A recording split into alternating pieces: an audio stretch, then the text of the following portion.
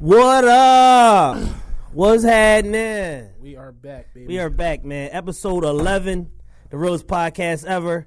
I'm extremely excited to do this show today. Tell him your name, man. It's your boy C. Diddy. Matt makes me sick. I have my arms up right now like Daniel Bryan. Yes. We were going to get right to it and tell y'all weird as shshit.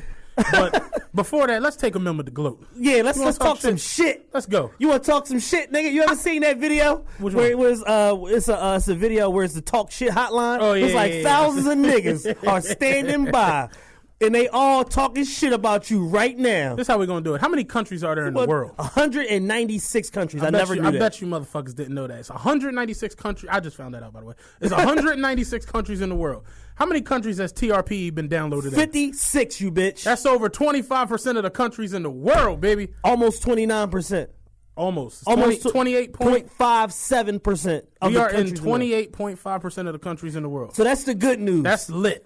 The bad news is... Wait, give ourselves a round of applause. Let's do that. For that. You know what I'm saying? Before we do Justice anything clapping else. in the producer booth. Now we can tell them about where we're banned at. We're banned in 17 countries. Apparently the show is too explicit. Too explicit for 17 countries in the world, and we are banned there. Yeah, 17 countries we're banned. But more good news, this is the other half of the compliment sandwich. We are lit in the Netherlands. The Netherlands... literally shut down the server the other Netherlands day. shut down the servers for about 6 hours the other day. I was at work. We had too much traffic from the Netherlands. And just text me like, yeah, the fucking servers crashed. You motherfuckers ain't been off your fucking block. And our traffic from the Netherlands shut the server down for 6 hours. You know what I'm saying? You lit. From uptown, you ain't never been to South Philly. You know what I'm saying? And we in the Netherlands shut down the server. Ain't that something? It was lit. It was like fucking lit, man. I want to know what countries were banned in.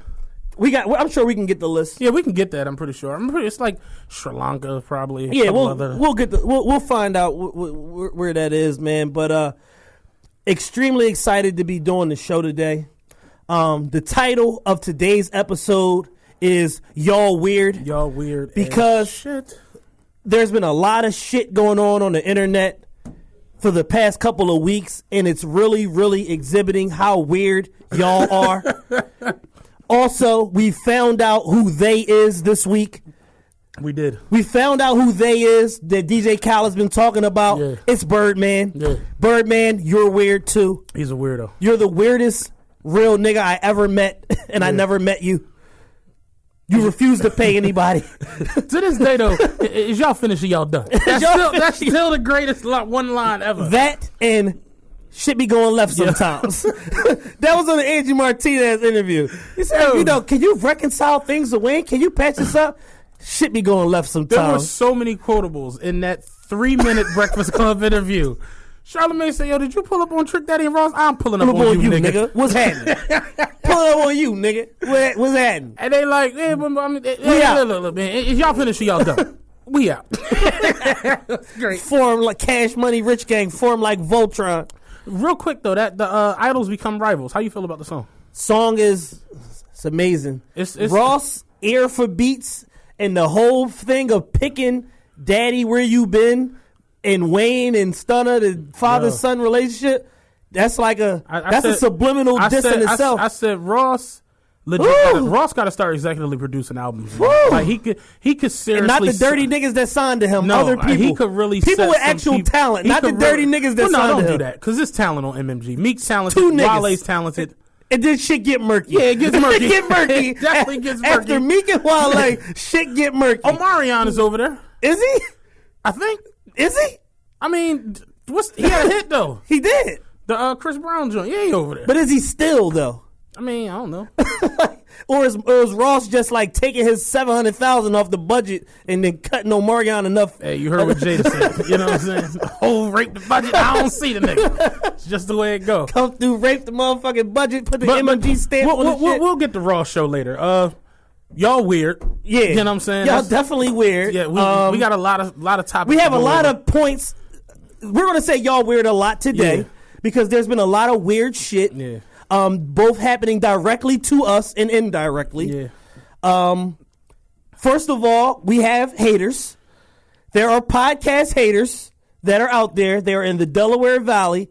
They are weird old niggas with salt and pepper beards who are looking to try to gain a base of people to rally with them. Let me say this. To hate on the podcast. I had like a good, no bullshit, like 10 people send me that thing. The same weird old nigga. And I'm like, I don't know this guy or whatever. And I was like on the tip, like, yo, it's tons of podcasts. That's the one thing about this whole multimedia revolution that we're on. It's like, it's multiple podcasts. Shout out my man Filthy Philly. Shout out Clint Coley. It's so many podcasts. Shout out Ryan. Yeah, Ryan. It's so many podcasts coming, and it's like I get old niggas at my job coming up to me like, I keep hearing the word podcast.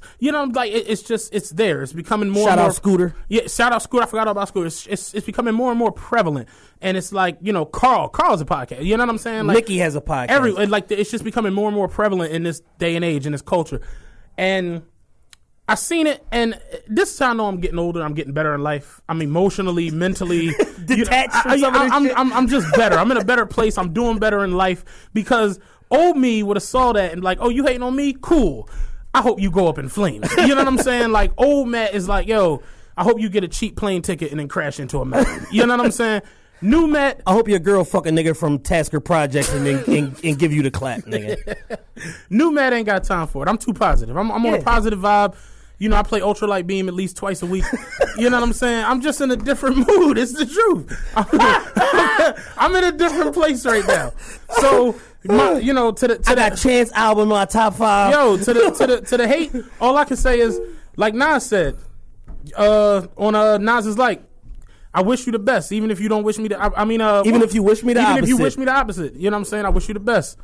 God bless. That's it. Yeah. You know what I'm saying? I know you're about to go left. I just don't understand where the shit be coming from. You know what I'm saying? It's like as much bullshit that gets posted on social media and gets celebrated on social media. When people are coming either together like me and you are or doing something on their own to try to do something different, you know what I'm saying? And try to create a dialogue and, create a fan base and create a revenue stream and this and that. This is something that could ultimately be $1 million business for us or a 6-figure business for somebody else or a multi-million-dollar business for somebody else. How can you hate on that? Easy. If you ever had like shells and cheese?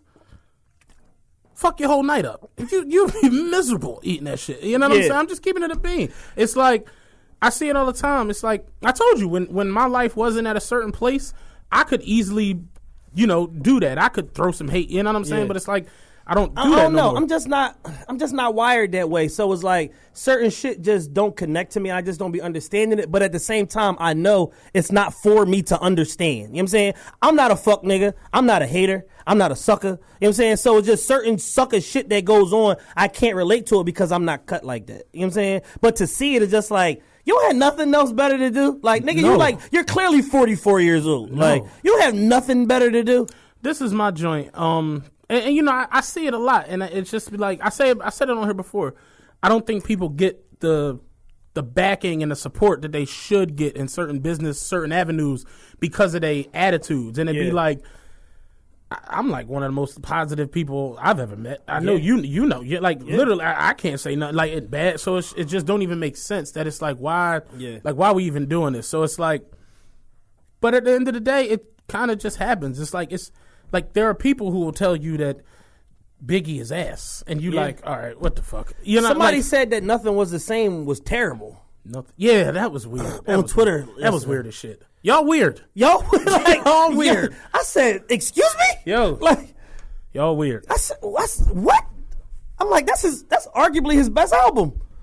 But this is my thing, though. I feel like if you got people perturbed enough to where they're like saying things and making statements. It's much better than having them feel nothing. You gotta be like, you know what I'm saying? You either want the extreme love or the extreme hate. That in-between shit don't get you no viewers or no listeners. You know what I'm saying? The in-between shit don't get you in 56 countries. Banned in 17. Yeah. You know what I'm saying? That shit gets you like, oh, he got a cool little show, whatever. You know what I'm saying? But you got to be able to invoke emotion one way or another. I think that's what people kind of think like it is or was or should be. I always say it. People want to support you and they want you to do good, but they don't want you to do that good. Like nigga, you got 2 slices of cheese on your chicken sandwich, nigga. You doing too good, nigga. You see it now. Smack that chicken sandwich out your hand, nigga. You see it now with Nicki. You see it now with Drake. You see it now with Floyd Mayweather. Motherfuckers legit just want Floyd to lose. Yeah. They don't even care who he lose to. They don't care if he lose to a homeless nigga. They done went from Sugar Shane to Hatton to Zab to Pacquiao. They don't care. I just want to see him lose. For nothing else but to see him lose. Nigga, you winning too much. Too much. 19 titles in 5 weeks? Nigga. You winning entirely too much. You have to lose. People legit want to see Bron lose all the time. It has nothing to do. And I'm glad you brought LeBron up. I think what it is, like with, those people that we mentioned, these are supreme winners. Motherfuckers that like win so much that their losses just get glossed over to where it feels like they never lose at nothing, whether it be a business or their talent or whatever the fuck it is. And I think for some people, it's like what Meek said, is Instagram hurting your heart. And like it gets to a point where a motherfucker can win so much that it makes somebody feel devalued because they look at their own life and they like, man, I ain't never win shit. Fuck this nigga. I'm gonna just keep it a bean. If I post a picture, a tweetgram, a funny ass pic, something, 179 likes, 40 comments. If I post TRPE, 22 likes, I'm just keeping it a bean. Yeah, shit real. It's just what it is. You go on Instagram and post that you just got a job. 400 likes, a whole bunch of congratulations. Tell them you starting a business or you doing this, that, and the third. 10. 9 likes. You know what I'm saying? It's just what it is. Because people legit want to do certain things that just don't. I had somebody tell me, chick recently, I ain't gonna mention her name, whatever. She had DM me and she was like, yo, I love the fact that y'all doing a podcast. She's like, it's so dope and it's so your lane. You know what I'm saying? And she was like, it's so many things in life that I wanted to try that I just didn't. And I'm kind of like, she married now, got kids. She was like, I kind of regret not trying. Yeah. That was the whole thing with me with stand-up. It's like, you know what? I want to try. I want to do this shit. And I got up there and, like, granted, I don't really want to do it, like, as a full-time thing. Right. But I was good at this shit. And it was like, yo, I tried this shit and got to move around and meet motherfuckers and be in this city and that city. Yeah. It's dope. And I know I could do this shit. You got further in a summer than a lot of people get with that shit that really be, like, working on it. Real shit. And that in itself is the difference between being talented and being gifted. Like when you naturally gifted, you can wake up and piss excellence. I gotta say this, and Clint grinds me up all the time because Clint like gets mad at me that I'm not doing it, and I be like, I just got so much going on, working my life. This Clint like I had to become funny, and Clint's hilarious. I seen Clint destroy in Phoenix. He like I had to learn to become funny. He like you just a funny motherfucker. He like when Beans was like, you're talented, I'm God gifted. Clint, like I'm grown enough that I can like say that you do this shit with ease. It's just it's nothing to you to do it. And I'm just like, yeah. And again, I'm Biggie. I'm going down south. You know what I'm saying? Like that's where I'm like because I'm not there, and I don't want to disrespect the craft or the hustle. Right. And I feel like that's a lot of part that comes from that is the fact that still got to work hard. You still got to work hard. You still got to do something. Think about how much we learn week after week of this podcast shit. Yeah. Shit I didn't even understand 2 months ago. I completely get now, and I'm showing to other people. You know what I mean? So it is what it is. There's going to always be somebody that's got some negative shit to say. Put on Chance album, man, and, try to live right. That's all I can say. Without a doubt, man. God bless. Let's go to sports first because I feel like once we get to the music talk, that's going to dominate the show. I already know you're going to go way over there with that. Because it's a lot.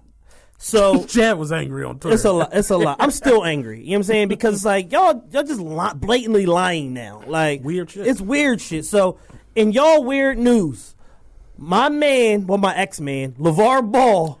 He's still my man. He did some weird shit. He went off the rails, bro. Yeah. LeVar Ball said he would have crushed Jordan 1-on-1. If y'all don't know who LeVar Ball is, he's the real angry beige nigga that y'all keep seeing Big on all the sports shows. He's got a son.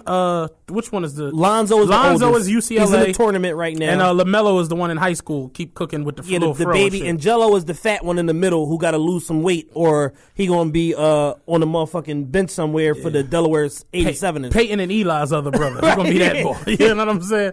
But I like LeVar Ball, and y'all know LeVar Ball's been out wild and going crazy. He's a dad. He says that Lonzo can be better than Jordan and LaMelo can be better than Steph Curry. I like that type shit because I like the talk. As a father, that's what you're supposed to do. You're supposed to put your kids on a pedestal and be like, yo, you can do anything you want to do. You put your fucking mind to it. You work hard. Yeah, you can be better than this person. Yeah, you can be better than that person. Yeah, you can be the best ever. It just went left when this nigga said, yeah, I would have crushed Jordan. It's like, whoa, fam. And then he proceeded to go on a media tour and discuss how he would have crushed Jordan. Like, Jordan is too small, first of all. Yeah. You know what I'm saying? And my heyday, I'm 6'6", 270. I'd have just backed him down into the basket and just dunked on him every time. It's like, nigga, you talking about the GOAT. You talking about the greatest. Like the greatest. This is the greatest. One of the only, of 14 players that could have played and dominated in every era. Yeah. And you, a nigga who averaged 2.2 at Washington State, averaged 20 at a JUCO, against somebody who averaged 37, 8, and 7 before? Yeah. In the league? Yeah. The guy that averaged 37, 6, 35, 6, and 60 year, you averaged 2.2 at Washington State? Yeah, LeVar Ball tripped off. Then the nigga hauled off, and they was like, yo, do you think you putting too much pressure on your sons? He was like, nah, because my sons is that good. And they was like, yo, will your sons ever tell you like, Dad, chill? He like, they tell me to chill. They ain't my sons. Right. I'm like, yo, this nigga's nuts. As long as I'm taking care of you, feeding you, clothing you. And then he hauled off and was like, my sons is already great. Magic got sons, they bums. Shaq got sons, they bums. Jordan got sons, you see them, they bums. I'm like, yo, the fuck Ball's crazy. Yo, did you see that meme with Jordan's sons? Yo, when your sons inherited your genes, but not your genes? I said, yo, Michael is the greatest player of all time. Fantastic gambler. You know what I'm saying? Had had two bitches in every state. And your sons cannot even get on the court. True story. Ra had a folder on Facebook. This was back in the day. You know how you used to post pictures and it'd be like different. Yeah. The folder was called, look at y'all man Jordan dressed like a clown. It was all these pictures of Jordan. He had one Jordan where he was dressed like a pirate. I'm like, yo, what the fuck? Mike got on. This nigga had on like a Captain Crunch jacket with like these hammer pants with boots. I'm like, yo, Jordan legs be nuts. But he the GOAT. So it's like, what the fuck? You can't guard him. Nigga got the worst denim of all time. The worst denim ever. It's like, where are you getting these jeans from, bro? Like, DeMarcus Cousins is 7 feet tall, 280. He's the flyest nigga I ever seen. And somehow MJ can't get dressed. Yeah. He's 6'6", 210. DeMarcus, yeah, I give you that. He having that shit on. Yeah. Mike and Mary jeans, fucking Balmain jackets, and he's 7 feet tall. Mike 6'6". By comparison, like, you can't get dressed. You look terrible all the time. I don't think Mike cares, though. But he do, because he be trying. It'd be like a lot of flair to the bullshit he be having on, like velour suit jackets and shit like that. That's just like when you know, I'm pretty corny, but it's like when you're a corny old head, like, it's just like, Boy got on the bus today. He had on a brown Dickie set with like a cream Mark Buchanan leather. And you can tell he just poured the leather out of like an oak closet. And he had all his chains on, his little silver and shit. And it's just like, he killing it. It's like, but he not killing it. You know what I'm saying? But he killing it. But somewhere, there's a bitch that's like, he got that shit on. So it's like when Jordan throw all that. I'm going to fuck that nigga with the cream pelly on. Jordan throw on them crazy ass jeans with them shirts. One thing I can say, he always got a phenomenal white woman on his hip. Always. Consistently. Jordan don't fuck around. They see that $1.4 billion in his pocket. They don't give a fuck about them dumbass ladies. Yeah, he's selling his house. You seen that for $50 million? No. They brought the price down. His I don't know what it's on him. It keeps coming down. First it was like 50, then it was like 38, then it was like 32. Now that shit is like 1 point something. Like, it's this 50,000 square foot property in Chicago, and now they said if you buy it, you get lifetime Jordans. Oh shit! Like, they scraping nigga, the bottom. Just buy the crib, get the sneaks. Yeah. Buy the crib for the sneaks, nigga. Don't even come to the house. If you buy nigga. the house, you get lifetime J's. Shit is crazy. They like scraping the barrel. But yeah, back to LeVar Ball. We went off track like we always do. So he said then he proceeded to play Marcellus Wiley one-on-one on Sports Nation. On a 7-foot court. It looked horrible. Looked like shit. You know what I'm saying? It's like the old head. You playing ball every day with these youngins, and you look terrible on national TV, sloppy and shit. Real shit. Jordan still be beating niggas. Jordan beat Michael Kidd-Gilchrist 2 years ago. Real shit. Smoked him. Real shit. This is a top 10 draft pick from the best college program in the country. Real shit. Smoked him 2 years ago at 48 or whatever the fuck he was. Yeah. You think you can beat him now or then? Yeah. It's the craziest shit I ever heard. Yeah, Jordan's clearly the GOAT. LeVar Ball, he weird. He can't beat Glenn Rice right now, let alone Michael Jordan. Like, yo, NBA players, people don't understand. Like, they'll be like, oh, he a bum. I'd be like, fam, they the 450 best players on the planet. Yeah. You make it to the NBA, it's a reason you in the NBA. They was playing at the PCOM on City Ave. The Temple motherfuckers was in there. This is when we was in high school. But the Temple motherfuckers was in there playing. Remember Jeff Hornacek? I'm talking about Jeff Hornacek in a golf shirt. He had on like a polo shirt. Every shot he put in the air was going in the back. Like it was like almost like it was a magnet in the ball. And it's like they couldn't do nothing with him. And I'm talking about this is Jeff Hornacek. He's retired and all that shit. So it's like at 41, Jeff Hornacek. Yeah, real shit. Like, could you imagine having a guard like motherfucking Kobe or some crazy shit up top? The thing is, it's like motherfuckers that say, oh, such and such average this amount of points on this many shots. Do you know how hard it is to get up 27 shots against NBA caliber defenders? You know how fast they can close on you and prevent you? Can you imagine trying to shoot over Giannis Antetokounmpo? Yeah. Motherfucker 7'1" with a fucking 7'4" wingspan. Yeah. You can't shoot over him. People hate be weird as shit when they're like, I remember we was at a bar and Kobe and them was playing the Jazz in the playoffs. And the bull was just going crazy, rooting for the Jazz. And me, Ross, a bunch of us in there. And Ross like, yo, real quick, yo, my man, I don't know you, but how you a Jazz fan in Philadelphia? Like, how do that work? And he like, oh, I ain't a Jazz fan. I just don't fuck with Kobe. And I'm like, that's strange. I'm like, why do you not fuck with Kobe? He like, I never liked that nigga. I played against him in high school and just ain't fuck with him. I'm like, he dropped Kobe gave you 65. That sounds like the second half. It sounds as though Kobe gave you 60 and took your bitch. So it's like, fuck boy. You know what I'm saying? But it's like, no, when you that like LeBron gets shit. Yo, he done been to 6 straight finals. And like, peep this. This how hard that is. A shoe in for 7. No one has done that shit. Only James Jones. In the modern day era, because James Jones is following him from the teams. Like, motherfuckers, they'll be quick to be like, oh, he did it in this era. It's like, no one else in this era has done it. That's how, Tim Duncan didn't do it. That's how weird this Kobe is. Didn't do it. Kobe didn't do it. Think about it. Dwayne Wade, the 3rd best shooting guard ever. Dwayne Wade didn't do it. The 2nd best shooting guard ever. Shaq didn't do it. No one. It's Shaq, most dominant player we ever seen. With Kobe. It's just didn't do I'm it. Just keeping it a bean. Like, shit be going left sometimes. Shit be going left sometimes. Man, y'all finish it, y'all done. Like, the fuck. The man been to 6 straight NBA finals, dog. He might go to 7. He might go to 8. Ain't no might. He might go to 10. Real shit. He might go to 10. That's how good LeBron is. He's so fucking good with this team that he has with him right now that the Celtics said, we don't need we just going to stay second. You know what I'm saying? We're not even going to trade all our assets and try to get fucking whoever they was going to DeMarcus get, Cousins, Boogie and or the boy from Chicago with all the nappy shit. Yeah, Jimmy Butler. Multiple time All Stars. It's cool. We'll just lose in the Eastern Conference Finals. That's fine. We know we can't beat them. Even if we add these guys, we still can't beat them. We're not good enough. So we're just going. Fuck it. You know what I'm saying? We'll just keep our young guys. Like, when you good, yo, the some of the shit that people say and some of the shit people believe in, it just be like, yo, you don't even make sense right now, yo. But it's not about making sense because it's all coming from an emotional place. Yeah. You ever hear somebody like, oh, I just don't like him? And be like why? You don't know him. Yeah. I played fucking volleyball with fucking LeBron in Cancun. Cool as shit. Cool ass nigga. You know oh, you did? I did, personally. Okay. Played fucking pool volleyball with LeBron. Motherfucker came out. This is like 2005. Came out, hopped in the pool. I'm playing. I'm like, fuck, we about to lose. Fucking LeBron spiking a volleyball on you in a fucking pool. Really trying to win pool volleyball. Oh shit, we about to lose. Shit, it's over. LeBron about to wash the shit out of us. You know what I'm saying? Fuck you gonna do?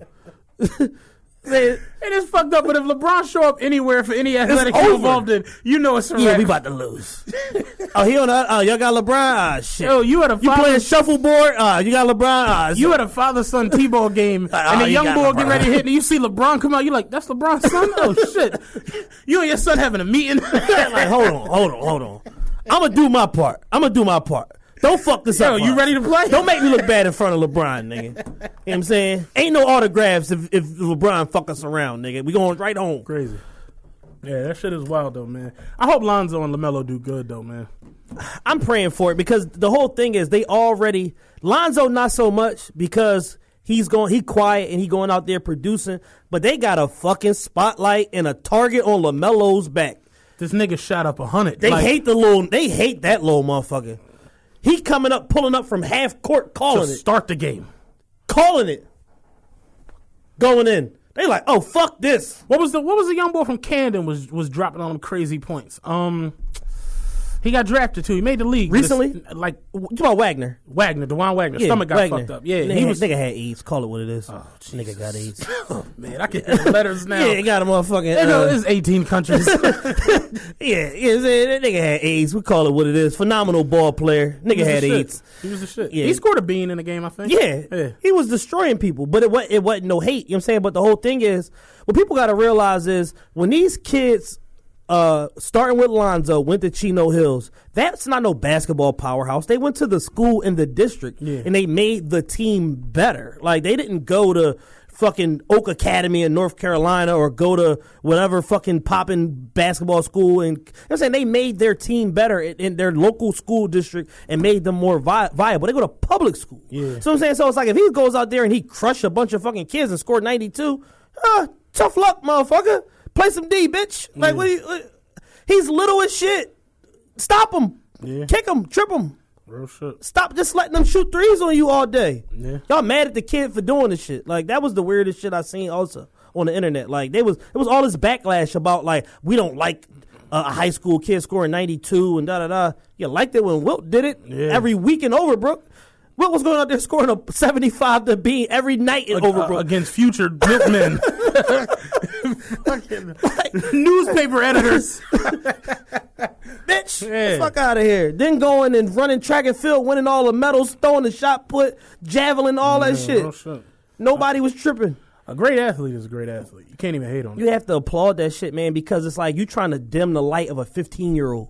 Like, what does that say about us if we're trying to dim the light of a 15-year-old? Like, you too good. Here goes some weird shit. Their clothing line. The Big Baller brand. Triple B, baby. These 3 Bs, baby. So there's several problems with the Big Baller brand. I respect anybody trying to establish their own thing. We all for entrepreneurship here on the show. But when your average product price is more than Jordan brand. Or Nike.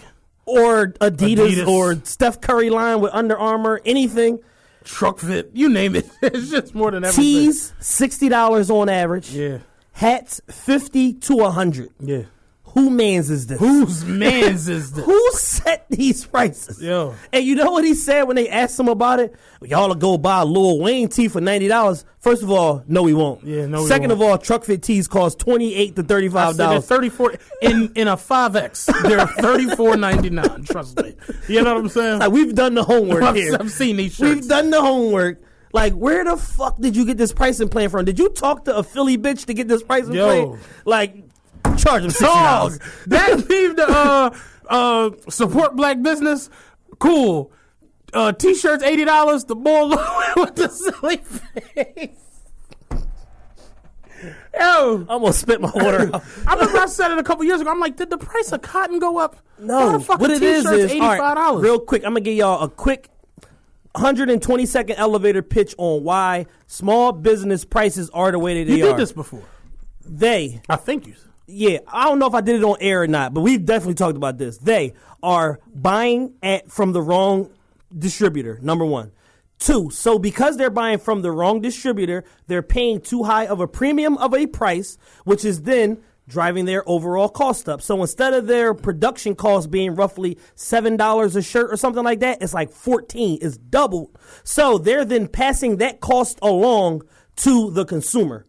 Then they're also paying too much of a production cost. Mm-hmm. So you have the blank shirt you're paying too much for. Then you have to get whatever the fuck you want on it paying too much for. Then you have the graphic designer who did the design charging you too much for it. So along your supply chain, you got raped 3 times. So it's only natural that the rape gets passed along to the consumer, because you're roughly, when you break your cost down, damn near at $20 for a simple ass t-shirt, $60. Like, because what they do read and find out is they don't read to see who's a better distributor or a better person to get your fucking materials from. They read and see what's a good MSRP for pricing plan if I'm paying XYZ 3-to-1. So instead of the shirt being 11 and they charge you 30, it's 20 and they're charging you 60. Very true. So people will educate themselves on what they want to educate themselves on, which is the final price, rather than how to cut down my supply chain and make it more affordable for me, thus more affordable for the consumer. With the whole direct to consumer thing, it's like, remember we talked about this about a year ago. Yeah. Way before this podcast. Yeah. Like opening stores is kind of like you don't really need to do it. And real quick, and I actually seen Tiff and I seen the bull CEO they had posted this shit like Sears is closing X amount of stores. Nordstrom is closing X amount of stores. Like the stores are closing everywhere, but you got Uber is like the national car service now. They don't own one car. Yeah. Amazon is like damn near about to pass Walmart in sales. They don't have a store. Right. It's like the direct-to-consumer shit now has like taken over society. So it's just like people live off of their phones and their tablets. Yeah, you absolutely. can get straight to them through that. And it's just like, yeah, that's overhead. Anyone really don't need born post-1980 is married to their phone. Real shit. Apple, Android, BlackBerry, or other, we are married to our fucking phones. And some people born before that. But that millennial generation for sure. Mm-hmm. So it's like if you have all this power in your phone, you can talk, text, email, take pictures, post pictures on the fucking internet, tweet to 10 gajillion fucking people, go on Facebook, post something that could go viral in seconds and reach 10 million people. Why the fuck would you want to take the power out of here to make somebody have to get in their vehicle on some form of transportation to come to you to buy something? Yeah. When they're already here, find a way to get in their phone instead of getting them to come to where you are. You want to know what the dopest part about this podcast is? 56 countries, right? Over 100,000 downloads. I know we up there now. Our average is 5 figures a week. Banned in 17 countries. Banned in 17. Working on 18. All of this shit that we have done, we literally just posted on our Instagram. Straight off the iPhone. We haven't paid for any advertising. We haven't done little TRP background news. We've done no external marketing. Yeah. All of our marketing has been organic, coming from us and from the people that support the show. So people reposting. We haven't paid nobody to do an email blast. Nothing. We haven't paid Baller Alert or Shade Room or Famous ENT we're about to put it up. We're about to get the paying Baller Alert. That's going to be next. We haven't gotten... Not us, but the next topic on the show. We haven't paid no celebrity to post it because they all take money to put posts up. Mm-hmm. We haven't done none of that shit. 56 countries, damn near 200,000 downloads now. Like I almost paid Shorty. I was like, I'm not giving her $45. I'm gonna go to the supermarket. I almost gave her $45, but it's like, no, we really haven't though. And it's like that's kind of what I'm saying. It's like you have it. It's right there. It's right there. It's literally right there. It's right there. 3 years ago, me and my man Dan produced the Ghost Clothing line. We just set up an Instagram page. We didn't put neither one of our names on it. We was doing $2,500 a month selling shirts online by doing like little small marketing, paying sneaker sites and shit from Instagram to post our shit, paying them $2-3 a clip and fucking making $2,500, $3,000 a month selling shirts. Like, yeah. This shit is not hard. Like, the internet is here for you. You can set up a fucking a Facebook a business account, or now you can do it direct on Instagram. Convert your Instagram account to a business account. Yeah. You can post ads. You know what I'm saying? Pay them to post ads through Facebook for Business that direct people back to your Instagram page where your web page is. Yeah. Traffic. Like, this shit works it fucking self. And Buffer.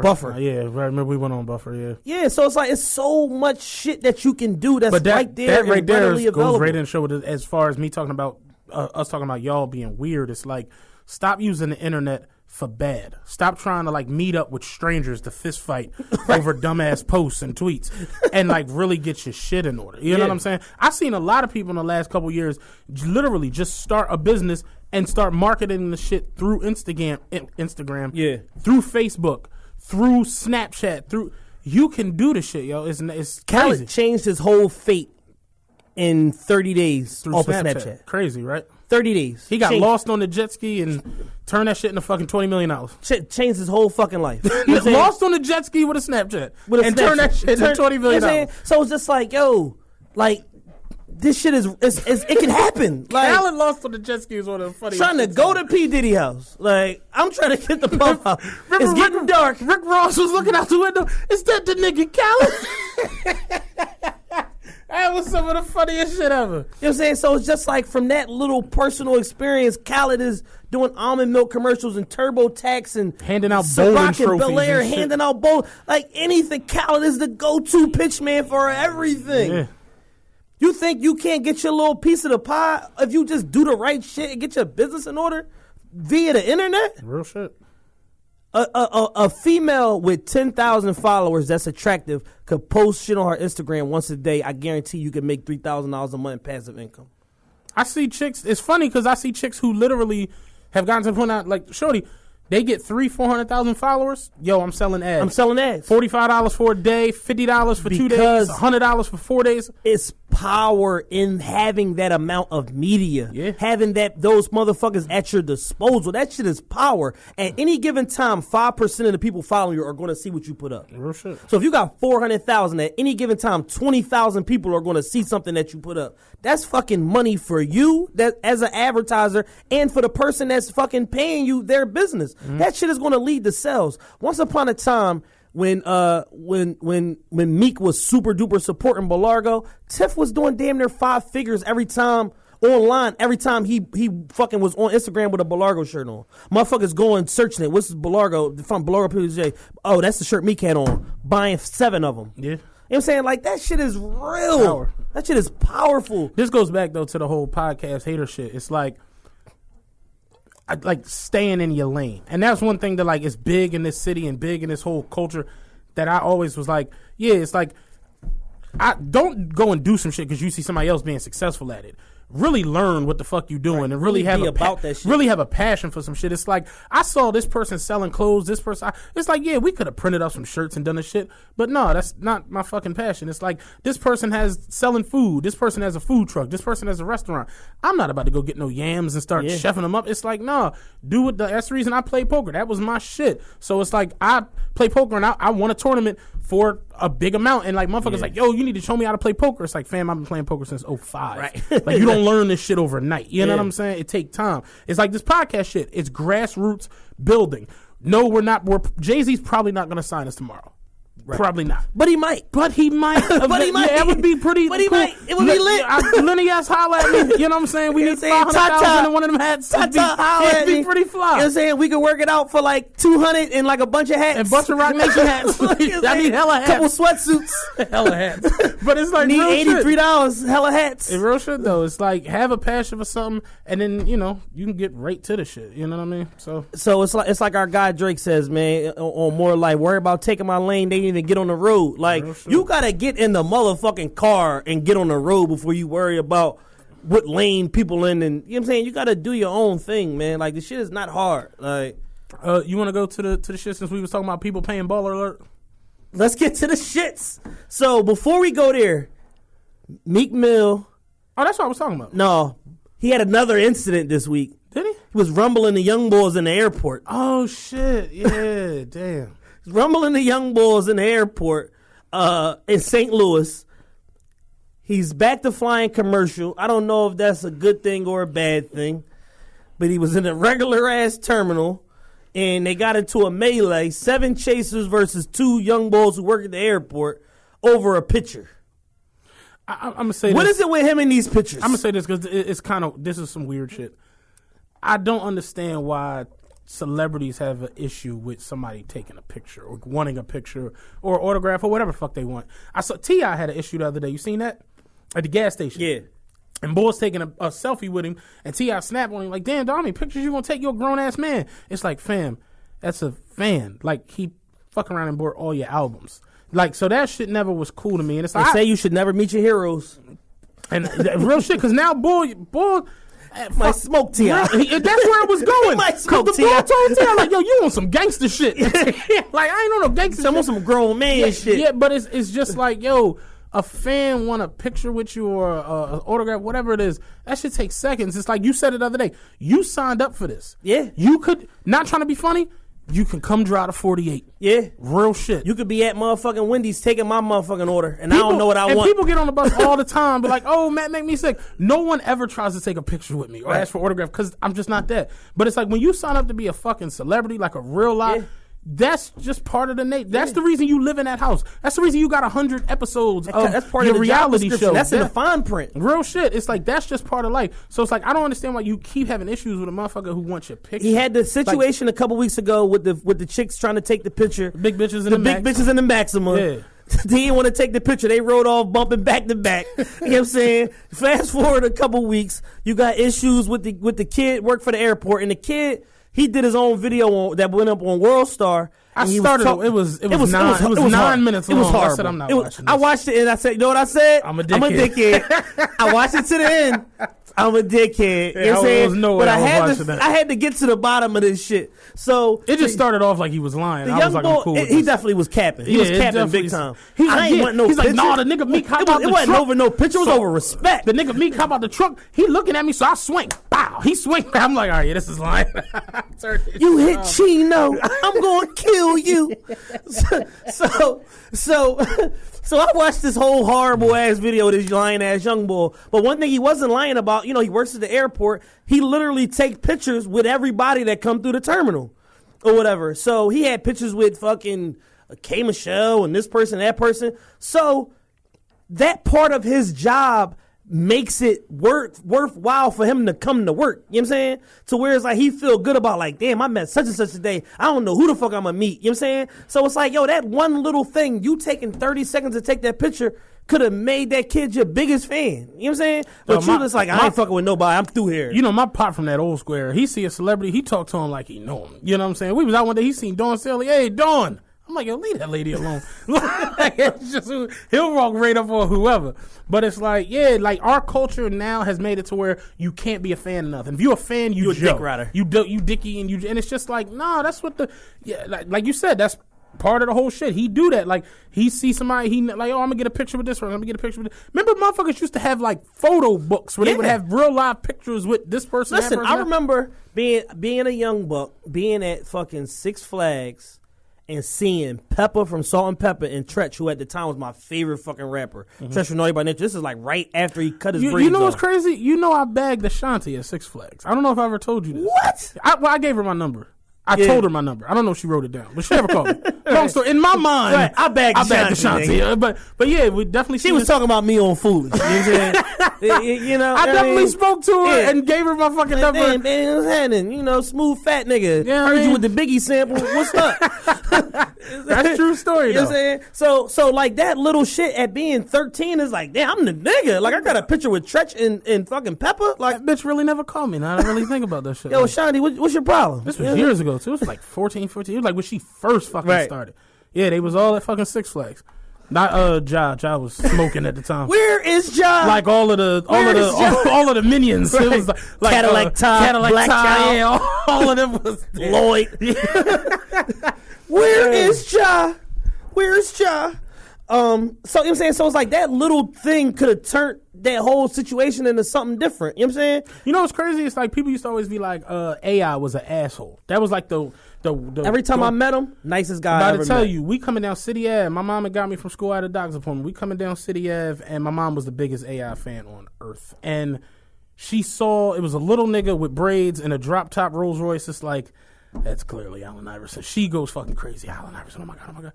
And I'm like, yo, cool out. You know what I'm saying? Cause he gets beside himself. Like, cause I'm reading off of this shit. And I'm like, my mom just so hyped, wanted to go into the gas station. She was going to the gas. She's like, all right, I want to go in there. I'm like, all right, AI get crazy. I gotta, mind you, I'm bigger than AI. Yeah. I'm like, clearly, I'm a watch. Granted, he's in the roles, but he got a Range Rover full of, Timberland wearers. Full of crew thick. Yeah. CRUTHIK. So it's like, I know I'm going to get stumped the fuck out if I do. But I'm going for mine. But my mom spoke. He was the nicest motherfucker. And I just was like, damn, maybe they be lying. Every time I ever met Chuck, nicest guy ever. I met him at a party. He was at a party at Patu. It's called Fire and Ice now on 3rd and Market. I come in there. I'm with my cousin or whatever. He loved my fucking cousin, my guy cousin, whatever. He spoke to him. He like, oh, you was Steve, such. Oh, damn, what's up, youngin? Da, da, da. He was chilling with a fucking bucket of Corona and a bottle of Cristal, just sitting at a table by himself. You know what I'm saying? Cool as shit. He came to Big Bangs on Monday before. Somebody brought him through. He was cool, took pictures with all that shit. Like, so I never personally, like, experienced that shit. Like, I don't understand that shit. Like, now, like, why motherfuckers be tripping out like that when it comes to the finish? I mean, granted, I guess after a while it probably can get annoying. I'm assuming. But that's what you signed up for, man. That's like, my whole take on it. It's like, yo, you print. signed up for that. So it's like you wanted, you want all these cars, right? You want the Wraith. Give me the Wraith and I got to take 1,000 pictures. You know what I'm saying? I need the Wraith. I just had a Wraith convo with somebody last night. Listen, I don't got time for the bullshit. I'm trying to be driving a Wraith in 2 years. You know what I'm saying? I just had that convo last night. So if you can speed past me to the Wraith and I just got to take some pictures, sign me the fuck up, please. Real shit. Bug me. I want to take pictures. I'm trying to grow my Instagram. I'm trying to get to 10,000. I'm at 8,900 right now. I'm in striking distance. You know what I'm saying? Help me. You know what I'm saying? So in other Meek Mill news, I think it's safe to say he's unraveling a little bit. I ain't gonna go that far. I'm going that far. He posted a video where he his hand is like in a cast. Did you see that? From the fight. No, but somebody was like, damn, he heard the it's funny. Somebody tweeted he heard the Rollies diss and punched the wall. I'm like, yo. This week's episode of TRP is now over. I'm like, it was funny because garbage Rollies. It's funny because it's like I heard the disses. We'll come back to me. I heard the disses on the joint. I was cool with the, try to give me a cheesesteak. I gave his ass a clean plate. I was cool with that. I was cool with how you let the ghostwriting rumor turn you to a ghost. I was cool with that. I think that was for Pusha T personally. I mean, kind of too. We ain't seen Pusha T in a while. I was cool with those. When he said garbage ass Rollies, me gonna like, kill this nigga. Yes. It's like, oh, remember Friday? Oh, no, not the Rollie. Like, come on, man. Anything but the Rollie. Anything but the Rollie. My man texts me like, I know Ross is literally sitting on Meek lap so he won't get up right now. Go the fuck crazy. It's like, yeah, the Rollie disc was way uncalled for. You know what I'm saying? You say you do it for motivational purposes only, but you just had to show me. Like, he's just styling on these guys, like, at this point. You know what I'm saying? And my main so let's not go to too we'll come back. We'll come back to More Life. We got a whole More Life segment or whatever. Real quick, if you haven't, go back and listen to episode 10, More Life, featuring Pastor Carl Day. Excellent episode. Without a doubt. Fantastic episode. And Carl's coming back. So Carl coming back, episode 12. Yeah, real talk. Meek spazzing and threatening to expose Baller Alert and Karen Civil. Now, see, it was funny. I was at work and I seen some of the tweets, and I text Chad like, "Yo, let me know what's going on with that because I'm doing too much right now. I can't really see it." Next thing I know, I had like a 4-minute voice text. I was like, "All right, yeah, this shit must be something serious." Yeah. So, in typical Meek fashion, he jumped in Baller Alert comments, spazzed the fuck out because they put a post up that a promoter had sent them saying Meek Mill performing for 2,300 people. So he took it as they was trying to like play him or demean him by saying, oh, look at Meek only performing for 2,300 people. But it was a copy and paste from the promoter. Like when you post with Baller Alert, you send them what to put up. So he sends them the post or whatever like that. So Meek took it like, oh, y'all gonna stop trying to play me and playing with my name. I went performing for 2,300 people. You know what I'm saying? I performed for way more than that. Da, da, da. So he had a whole meltdown. And Karen Civil, you nut ass bitch, my sister on your top. And when she run into you, I'm just saying here like, yo, are you online threatening the woman who just helped with Hillary Clinton's campaign? The woman that got an open door to the White House for the last 8 years? Like, is that what we're doing online right now? You look crazy, cuz. Mm-hmm. Then he said, I'm done with y'all bitches and da da da. Then he came back and wrote 2 more posts after that. You know what I'm saying? So it's like, dog, you said you was done. First of all, you're online arguing with women. You look crazy. Second of all, you was dead wrong for the reasoning behind why you jumped out the window. And then third of all, you still look crazy because it's like, what are you really going to do to Karen Civil? What are you really going to do? She just was in bed, quote unquote, with the Obamas for 8 years. Like, what are you really going to do, my nigga? and not go directly to jail for it. I mean, are you a fan of Meek? I love Meek. I'm not a fan of the nut shit that he does. And this is my joint. When it comes to music, as far as the young motherfuckers, I'm not talking about the motherfuckers who got 6, 7, 8 albums in, like Ross, Drake, all of them. I'm not talking about them. The new niggas, Meek like one of the only motherfuckers I like. Yeah. Real shit. Like, I don't like a lot of these, because I don't. I love DC4. I thought DC4 was all that. I love DC4. I love DC 1, 2, and 3 also. My joint is... I don't love his debut album. It was terrible. I like Dreams Worth More Than Money, though. I thought Dreams and Nightmares was all right. It was terrible. Tony Story Part 2 was my shit. That was it, though. It was the same... it was like 9 versions of the same song after that. Like, Polo and Shell Tops. The intro was great. The intro, it was 4 records on there. Amen was dope. You know. Shit get murky after It gets murky, but yeah. But it's like, no, real shit though. It's like, I'm a Meek fan. I think that again, this is y'all niggas is weird. It's like you say, yo, Drake my favorite artist. Oh, you ain't riding with the city. No, that's weird. Relax. That's very weird. I'm here. You know what I'm saying? I'm a fan of Meek. I'm a fan of Drake. I'm a fan of a lot of different. That's the weird shit with the society now. You have to pick sides. If you go get a bottle of Fiji, oh, what, you don't fuck with Voss? Nigga, I just wanted a Fiji. What the fuck? Here's kind of what everything has to be a decision or a pick a side. And it shouldn't have to be. I liked 50 and Ja Rule. I had blood in my eye. I had blood in my eye, and I had fucking Get Rich or Die Trying. You know what I'm saying? When I first heard Clapback, I'm like, all right, probably shouldn't have made this. But I cut on Wonderful, and I love that shit with R. Kelly and Ashanti. It's like, it's like you don't have to do that. And our society make you do that shit. I don't understand it. It's like, yo, we were Drake fans. Meek was a Drake fan. You're on all Meek albums. He was a Drake fan. I remember the day him and Drake came here to shoot the video at the art museum. That I told you I was at Soul Control and Meek and them came through there, and then Drake had the show at Susquehanna Bank and I remember that. I mean, Drake had the show at Susquehanna Bank. I remember that shit.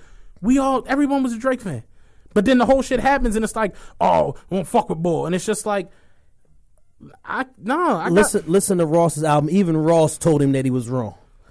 You know what I'm saying? It's like the nigga jumped out the window. He jumped out a 24-story window, man, for no reason other than the bitch told him something that he didn't like.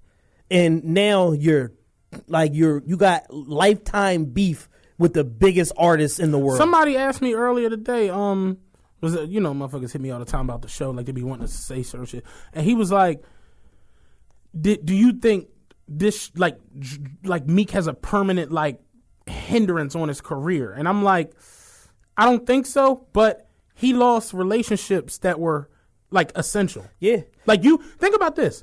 You Jay-Z's young boy, you dating Nicki Minaj, and you're real good friends with Drake.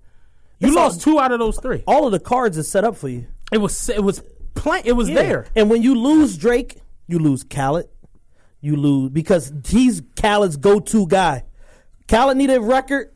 He's going to Drake. It's been proven 1,000 times. He just now got the Jay-Z and Beyonce relationship. Mm-hmm. So he couldn't pull that card. He's been pulling the Drake card for 6 years now. Yeah. You know what I'm saying? So it's like, you lose Khaled. You lose French Montana, who's arguably the 2nd or 3rd best hook guy in the business. You lose all of this because you too emotional. Like, you know, it wasn't a reason for it. Like, you woke up one day on the wrong side of the bed and you said, I'm going to air this nigga out. And it totally didn't go the way that you thought it was going to go. You was playing Connect 4 on a fucking chessboard. You know what I'm saying? And the nigga destroyed you in that part of the battle. And now it's to the point where he's trying to, like, set your grave on fire, so to speak. You know what I'm saying? All because of one perk-fueled Twitter tirade. Yeah, it's like my joint is like, and I was trying to explain this yesterday, and I saw you going at it with like everybody on fucking Twitter. I was like, I would just let Chad have this one. I'm not even getting into it with motherfuckers. But it's like, I seen people like, oh, when Meek dropped, because, you know, people, More Life came out, as everybody knows. People the world stopped. People like, oh, okay, y'all dicking. Well, when Meek dropped, don't come back on this side. And it's like, wait, what the fuck? It's like, when Meek dropped, I'm going to download that shit too. And I'm going to hope he got some dope shit to say to Bull, because Bull's kicking his ass right now. This is my thing, and this is the weird shit that I'm talking about. And I guess we can go into this. The whole Let's go. The whole Drake shit, and the fact that Drake has literally been at the top now for 6 years, and And people are almost sick of it to the point it ain't where almost. It ain't almost. They full blown sick of him, and it's coming out. Just saying anything. Yeah, just weird, just nut shit. And motherfuckers blatantly went on Twitter yesterday and said he only rapped on 4 songs. This is some Jamaican reggae bullshit. And then I listened to the album, and he's rapping on like 16 out of 22 tracks. He's not on, I think, 3 of them. Yeah. He rapped on 80%. He's rapping on 80% of the fucking album and rapping and talking shit. Rapping at an extremely high level. Shit. And you know what my takeaway from this project is? Jay-Z, Rick Ross, Kanye West, Meek Mill, Pusha T, stay out of his way. Yeah. He's not playing with none of y'all. Stay out of his fucking way. And he's bigger than all of y'all combined right now musically. What's crazy is I said yesterday, I was like, I think right now musically can't. He might be bigger than Jay, or like, and motherfuckers started going off me, and I'm just like, yo. I don't think anybody's sitting around. I mean, granted, when Jay drop an album, it's Jay, so you going. But Jay playing a lot of political games and doing like business bullshit to sell his product because he know the product ain't that good. Like he made Samsung buy 1 million albums when he fucking put American Gangster on. What's the name? Not American Gangster. Magna Carta. No, I'm going back further. Okay. I'm thought you said that was the main. When he put American Gangster on iTunes, when the music shit was starting to change with the downloads and shit, he made them do it to where you gotta buy the whole album. So he play a lot of business games in order to inflate his numbers and to get shit sold. Fucking Kingdom Come sold 700,000 the first week because of all that push from Budweiser's fucking Select, and then the second week did 80,000. So he been playing a lot of music industry games for a long time now. Yo, Chad's smart as shit. You know what I'm saying? So it's like when you look at Drake's discography, he's already past Jay. Like, if you want to talk about statistics-wise, he already passed all these niggas. He the number one Billboard nigga. He's the number one Billboard nigga ever. In 8 years. If Jay-Z at 67 years old is still better than Drake, who just turned 30, do you know how bad that is for music? Yeah.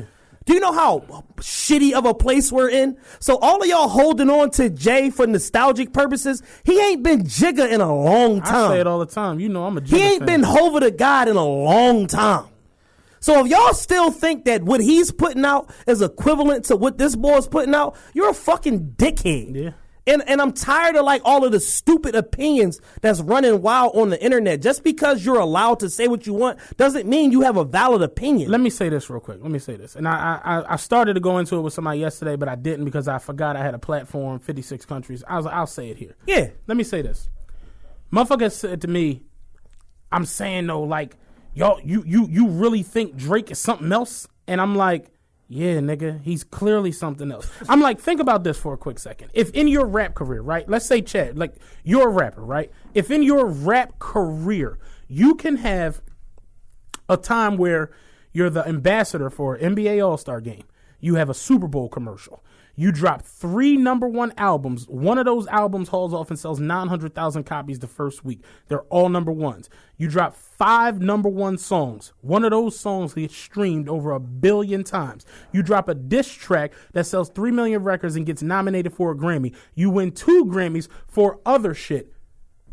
That's a fucking dope ass career. Yeah. That's a dope career. That's a dope career. Drake did that in the last 19 months. Yeah. On top of going on an American leg of fucking the biggest tour ever in rap, and then a European tour of the biggest tour, like a European section of the biggest tour. It's just like, dog, he don't. I was telling him, this is why we a fan.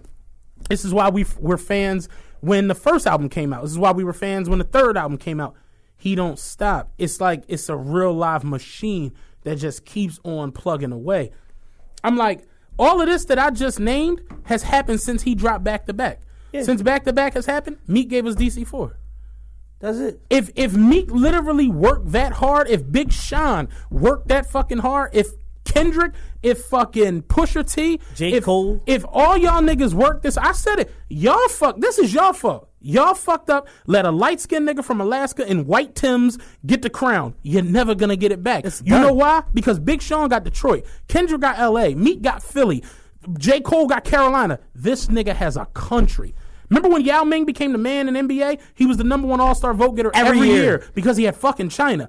Drake numbers is going to already be crazy just on the strength that he has a fucking country all behind he got to do is show up and get 500,000. So when he drops some shit that's crazy, and it hauls off and becomes the number one song here and the number one song there. And the number one song in London. The number one song in London history. Real shit. One Dance is the number one song in the history of London. Crazy. The Beatles are from fucking London.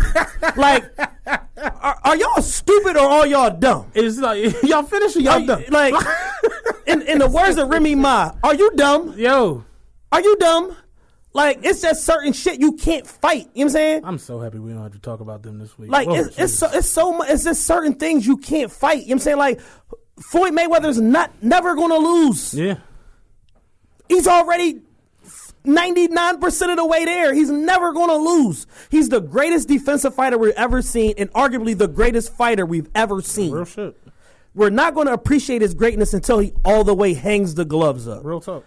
But it's just certain shit. It's like, yo, Drake is a living, breathing legend. My joint is like, I've just gotten to the point where I don't poke at greatness because it's weird. In this day and age, greatness doesn't get respected just on the strength. On the strength. Back in the day, like Biggie, I'm a Biggie fan. Biggie the best rapper ever. I'm a 360-pound big-ass black nigga. Biggie the best rapper ever. That's my fucking man. Biggie had holes in his shit, though. You know what I'm saying? Pac, who we love Pac. He had holes in his shit. But they didn't go into it like that. And I don't know if you really listen to Drake. On Lord Knows, he says, I wonder if the greats from the past eras would be able to survive in this era where it's normal to pull all of your skeletons out the closet like Halloween decorations. That shit is real. Yeah. They go in. Drake said it. I go to sleep, wake up, they talk about my personal life. You know what I'm saying? It's like, it's just what this era, for him to be that, you just kind of just got to let it go. It's like, yo, greatness just doesn't get respected, and I be like sick of that shit sometimes. Yeah. So when I see niggas talk shit about Bron, talk shit about Kobe, talk shit about Drake, Wayne, Jay-Z, it's like, I'm flat out fed up with the shit. Think about how many rappers came along that sold 3, 4. I ain't even talking about the niggas that's hot right now that went gold. Yeah. I'm talking about the niggas that sold 3, 4, 5 million. Yeah, think about Nelly sold 20 million. Dog, where the fuck is Nelly right Bone now? Thug sold 7 million records on a fucking EP that had 6 songs on it. Chingy went triple platinum. Like effortlessly. You don't stay around for a long time. You got to put that work in. You got to. And it's like, yo, it's like this guy lived. If you would have told me in 2004 that Beans would like be irrelevant in music, I'd be like, how? Yeah. How? They all wear his clothes. They're all in the movies. Shit be going left sometimes. Exactly. You fucking take a wrong turn. You stick around at a house too long. You get a bullet that's not yours. Shit like that. You know what I'm saying? You gamble too fucking hard. You lose too much money. You look up, the Maserati's gone. You know what I'm saying? You gotta applaud a motherfucker who stays the course and sets from here to this point. I know I could be a fucking great. I'm a pretty decent actor now. I could be a great actor if I stick to this shit. I'm gonna go over here and try and be the best fucking rapper, not only in my country but in the world. My biggest thing when it comes to music is consistency, and this is why Drake is Drake. Consistency wise, it's only 3 people ever in rap music above Drake. You know who they are? Lil Wayne, Jay-Z, and Tupac. Like, Tupac legit dropped Tupacalypse Now, crazy. Drop motherfucking Strictly for My Niggas, crazy. Did Juice, did motherfucking Poetic Justice, goes to jail and you like. Did Above the Rim. No, Pete, goes to jail and you like, I'm sorry, Above the Rim was first. Goes to jail and you like, damn, Pac going to jail, so I guess Pac gonna take it off. This nigga had a #1 movie and a #1 album in jail.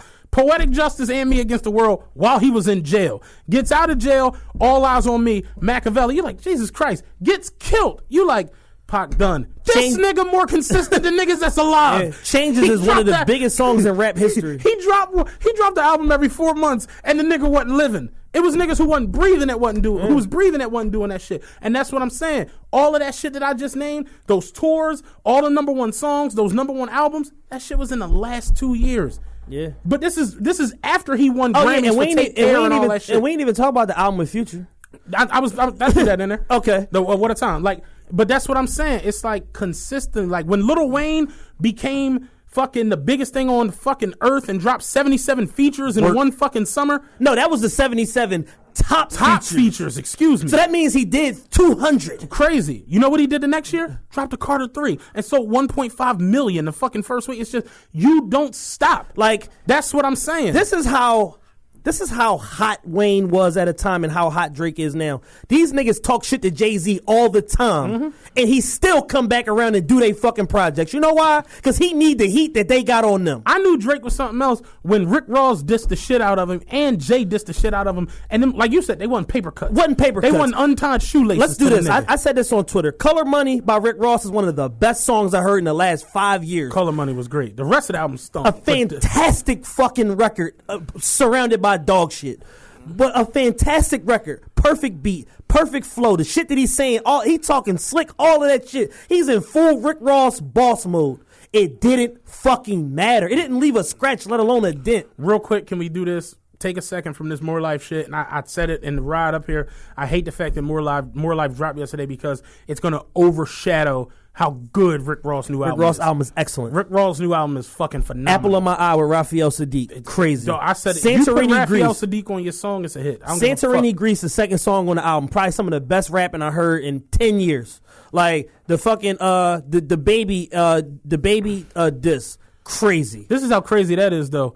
When I saw it and I saw it's called Idols Become Your Rivals, I'm like, it's wild that Rick Ross's like best song on his new album is a Drake line. It's a Drake line. That Drake used. It's crazy when your idols become your rivals and you got to AI them for your survival. That he used to throw a diss at Jay-Z. Yeah. Like, what a time. But it's like, but that just goes back to the greatness of Drake. He's so hot that even if you on the opposing side of him, you still can't get around the guy. Yeah. He's that fucking great. So why are we playing games trying to poke holes in his greatness?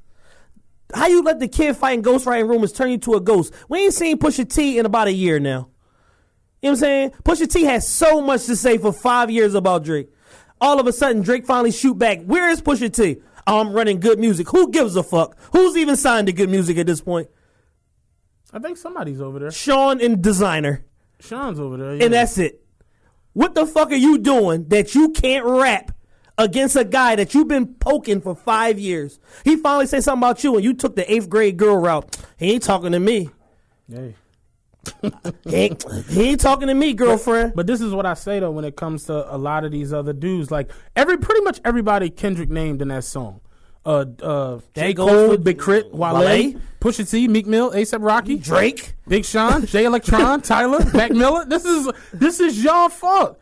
Y'all niggas, here go crazy. All of those people that I just named, J. Cole, Big Crit, Wale, Pusha T, Meek Mill, A$AP Rocky, Big Sean, Jay Electron, Tyler, Mac Miller, all of them combined, Drake done did more than all of them in the last 19 months. And they all got #1 albums and this #1 single and this and that. Drake did more than all of them in less than 2 years. Real shit. Combine them up. Put them in a gumbo. The biggest 12 or 13 names. Yeah. In like of the new guys. Of the new era of rap. Drake did more than all y'all. Yeah. So it's just like it's not wild when motherfuckers is like, oh, I can't believe people is Drake stans. If you're not a fan of Drake, what the fuck can people be a fan of? What are you listening to? That don't even make sense. Like, he's the best. My man. This is some weird shit. Let's go to this.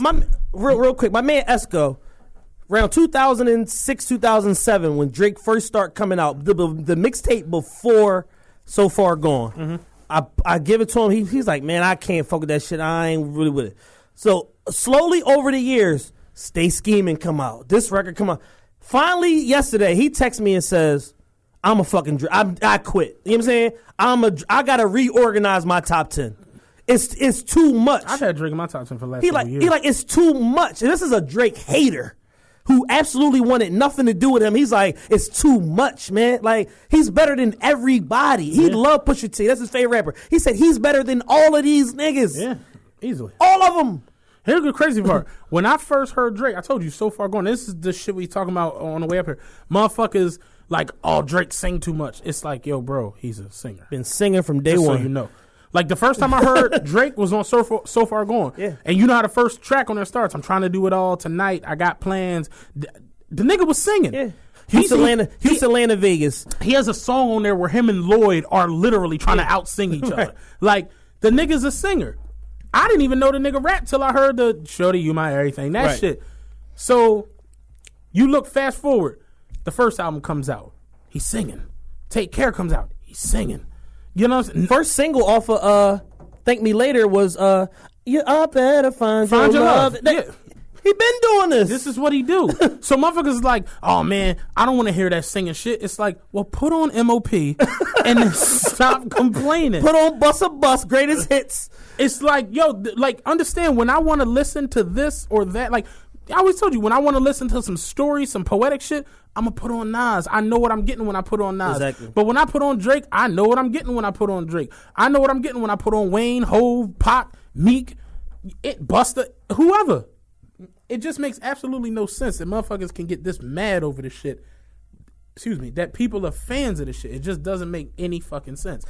I mean, it literally makes no sense at all. And it's like, yo, what are you listening to if you're not listening to Drake? Because clearly you're getting billions of streams. Somebody's listening to this shit. So it's like, is this like some weird Philly shit, or is this like a sentiment that's like in small pockets in various places? Because it's not working. You know what I'm saying? Like, the same way we talked about the Nicki Minaj hate on the last episode, like, y'all do know that y'all hate is not working. Mm-hmm. Like, number one in 12 countries, like, the hate is not working, guys. Yeah. So it's like, y'all are exalting all of this energy, all of this talk on y'all social media, and it's not making a dent.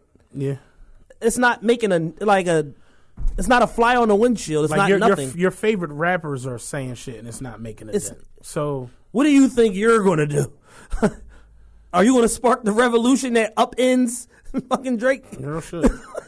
All of the I saw women today like, oh, Drake shit whack, and it's like all the women I've seen saying that, like the bitches that like challenge men in Hennessy drinking competitions and shit like that, like bitches that drink Patron for breakfast. Yeah, it's just at the end of the day, my joint is, for this era, he's the GOAT. He's the God. He's just leave that shit alone. He's the God. Like, he's so far ahead of everybody else, it's not even funny. Like, and listen, and this is the thing, and I'm from Philly, I'm a Philly dude. When I say Drake is the GOAT, Drake's the man, that don't mean I'm dissing Meek. Right. That don't mean I don't like Meek. Y'all need to get this through your thick skulls.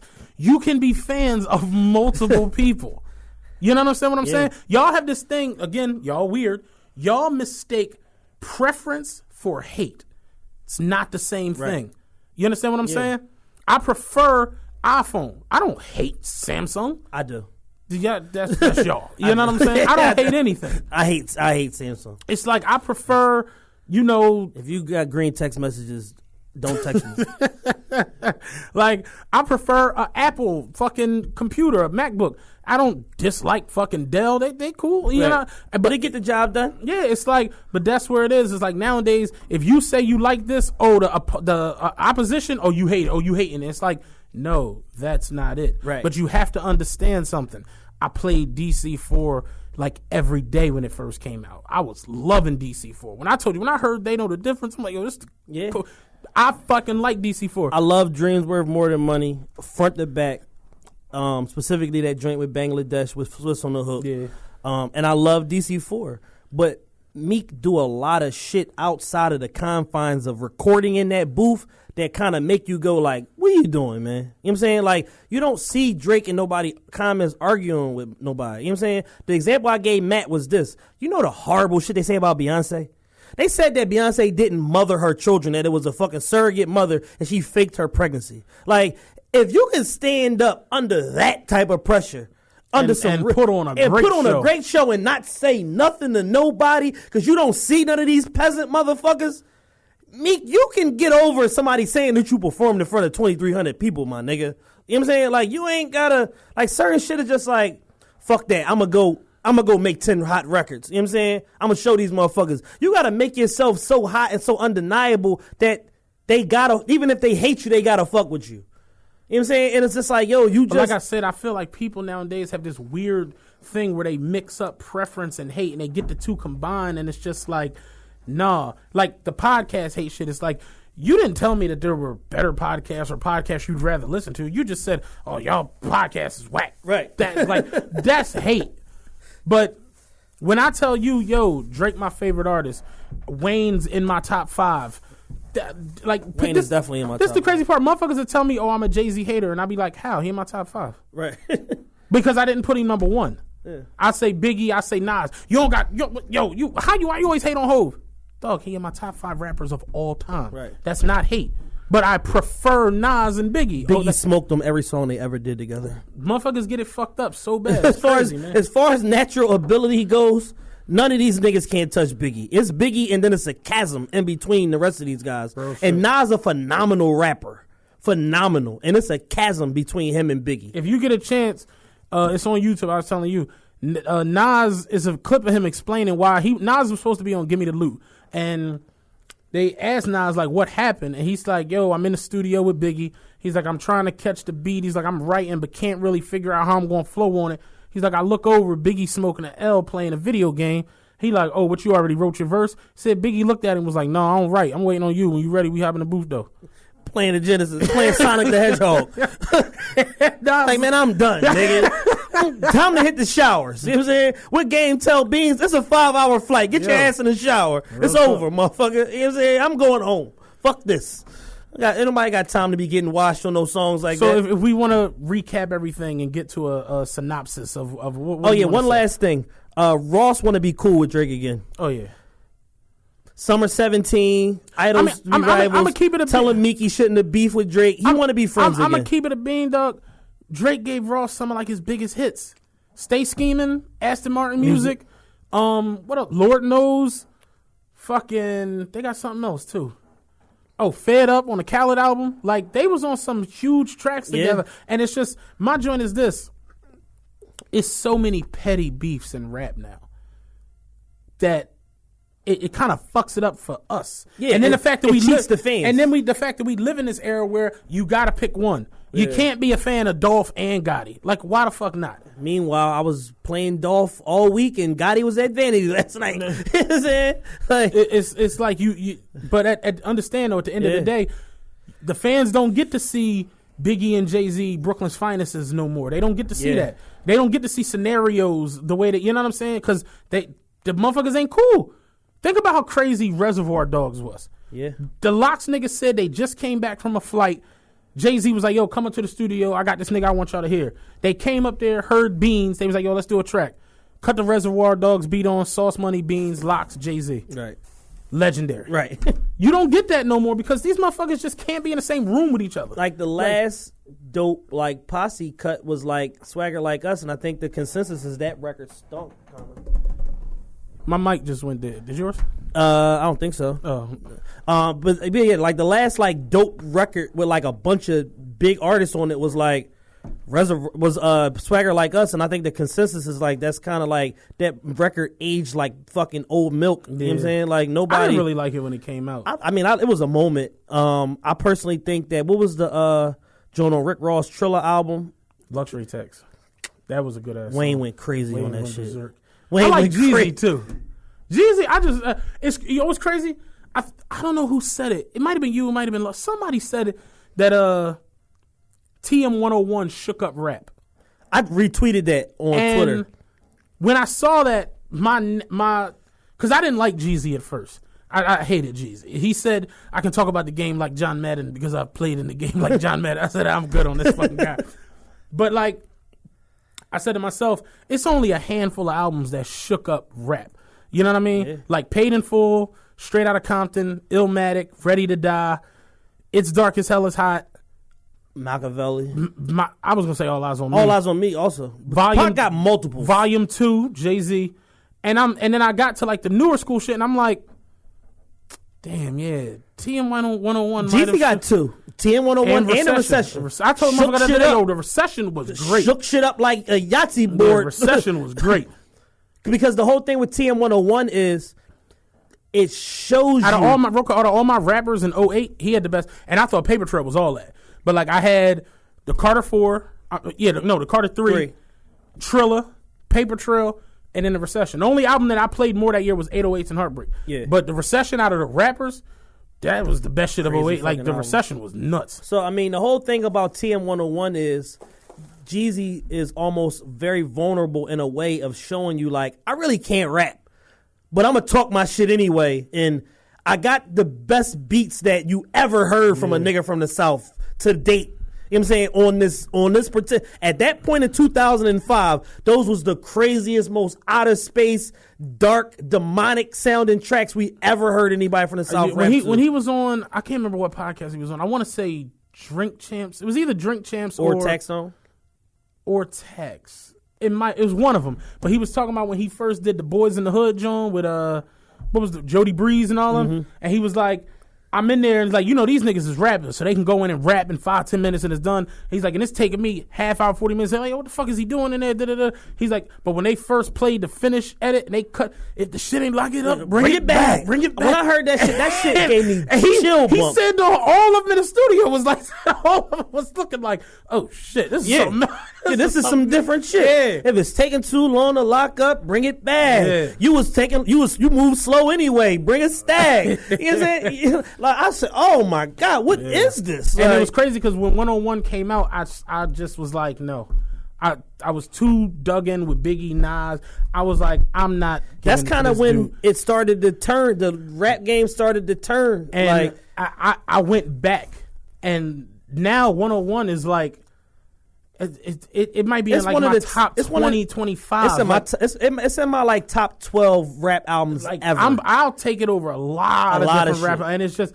It took me a while to really like it, and then it took me a real long time to love it. Yeah. But yeah, 101 was 101 was is good. like it's certain shit he's saying there that make you clench your teeth like, oh my God, because you can see it. To this day, one of my favorite songs like ever is the joint with him, Trick Daddy, and Young Buck. That shit was fucking great. There's a record that didn't make the album that was on, I think, Trap or Die mixtape with Bun B. Over here, we getting money over here. What it do, pimping? I see y'all niggas looking, but y'all niggas ain't tipping. Like when I heard that, I'm like, what the fuck is that? Like, I'm like, this nigga is phenomenal, but a horrible rapper. How is this? Where you want to go next? We got some other topics we could do. You want to go into the social media? Yeah, let's go social. Political. Where you want to go? Let's go social media. All right, go ahead. You can bring it. All right, so. There's been a meme floating around like a tweetgram that says, how you got a foreign in Miami and no car at home. So I think Matt is the expert in this particular topic because Matt has a car at home, but Matt is the part of the reason, Matt and the Pain Gang are part of the reason why motherfuckers from Philly feel so pressured to rent luxury cars in Miami. Can you speak on this, please? I'm not the reason for shit. You're part of the reason. No. You're at least 20. Maserati Matt was a thing. You know what's crazy? You're being humble right now. No, I'm being dead ass serious. What's crazy is, if there's one person to blame, because me and Feet get a lot of the blame all the time for this dumb shit. Y'all was the leaders. No. If it's one person to blame, it's Marty. Y'all can go on his page right now. QP215, blame him. It's fucking Marty's fault. Marty had a fucking Rafe last year at Listen, I'm gonna tell you, going back, we were going down for the Tink Weekend shit.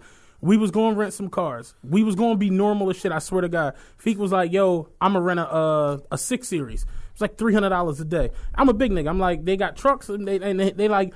He's like, yeah. He had a Range Rover. It was like $350 a day. I'm like, all right, bet. So we figured out, it was like, yeah, we're gonna rent a 6 Series and then we gonna rent a Range Rover. That's cool. Marty came in the room and was like, yeah, I'm renting a Ferrari. I'll holler at y'all when we get down there. And we like, all right. So then that turned into 2 Ferraris, a Bentley, a Mazda. It just went somewhere the fuck else. Yeah. And it was like, we did the shit. It was fun. A lot of motherfuckers had whatever to say. I don't give a fuck about none of that shit. My joint is, don't say, oh, that's corny, oh, that's doing too much, oh, that's and the third. Then the next year, you're doing it. You know what I'm saying? I see the same niggas that were saying it was corny sitting on Ghosts, standing up in the Lambos while the Lambo was driving. It's like, y'all doing the absolute most. And it's just like, I don't knock it. Have fun. That's what the fuck a vacation is about. Have fun. Yeah. Wild the fuck out. Do shit that you wouldn't normally do. Do shit that you normally wouldn't do. And I tell motherfuckers all the time, you see my snaps. I work hard as shit. Right. So when I got vacation, and this is, I'm doing my thing with the whole program. I got money. I'm going to have some fucking fun. And motherfuckers like, oh, y'all doing this and coming back home and fucked up in the game and da-da-da. I'm like, fam, I went back to Miami like a month and a half later with my girl and did the whole shit again. Like, it was fun. Yeah. And, it's fun to me. And it's just like, whenever I go anywhere, I'll rent a car. I don't really like hotels. It's like, I tell motherfuckers all the time, Go to Flipkey. Go to Airbnb. You can fucking rent a house. You can rent a condo. Right. You can have real life fun. You don't got to be up under everybody and doing the same shit. It's like motherfuckers legit. The culture was, I'm going to go down there, I'm going to rent a scooter, and I'm going to drink slushies all fucking weekend at Wet Willie's. And I'm going to meet up with everybody at Wet Willie's and stand on the corner and be a nuisance. And just be a fucking nuisance. Be a fucking nuisance. Police like, move along. Shout out Marty, because me and Marty were all over fucking Florida. We were damn near in Fort Lauderdale one of the nights. It's like, have fucking fun. See new shit. Explore. Meet new people. You see these same motherfuckers every fucking weekend at recess. Go meet new motherfuckers. Experience. You know what I'm saying? Right. And it's like, my thing with the, like I said, with the renting cars, man, if you want to do it, do it. If you don't. Motherfuckers just always, like, y'all weird. You know what I'm saying? Y'all weird as shit. Motherfuckers always got something to say. So, how you rent a car, come back home, and driving a Prix. When the fuck you ever seen me in a Prix? It's like, what the fuck?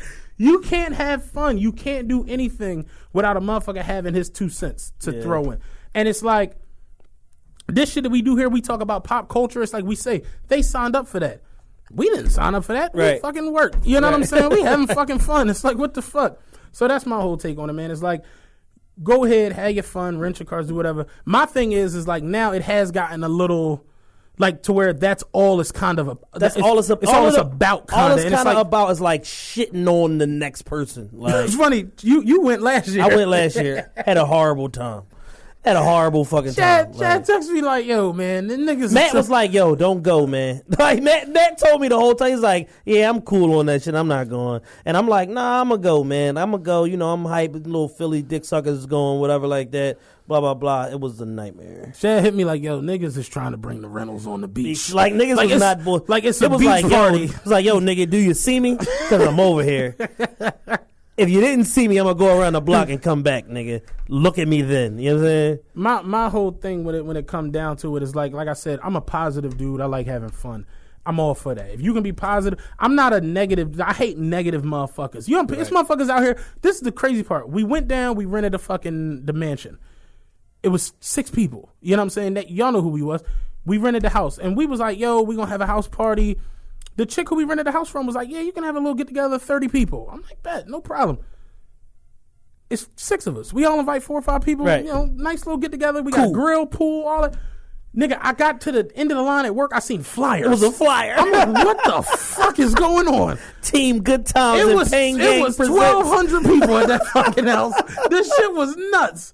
Broke the garbage disposal. It was mayhem. And then this is the crazy part. Motherfuckers there who don't even speak to you. Won't even speak to you. Yeah. Won't even say hello. You ain't got in your shit. You ain't gotta do much for me, dog. I don't need no extra subject. Yeah. But if I see acknowledge you, what's up? Thank you. This is the crazy part. I'm gonna give a shout out to Midget John, because Midget John little ass was the only motherfucker who brought anything into that house. The only besides us. He came through with a bag of black bottles and started handing them shit out. Thanks for inviting me. Only motherfucker. But then everybody's in there with an attitude, running around doing all this extra shit, and it's just what did the one chick tell you? Oh, I ain't got to speak to you. This feek party. This feek house. I'm like, yeah. Yeah. You know what I'm saying? If he just looking at me cracking up, I'm like, this shit, but and if he hit me up recently, like, yo, we got to do it again, and I'm just like, I don't know. Like, I'll go down there. I'll go wherever. We're going to LA in a couple months. It's like, I'll go wherever. I'm going to Houston next weekend. I'm going to Houston from the 25th to the 29th for my birthday.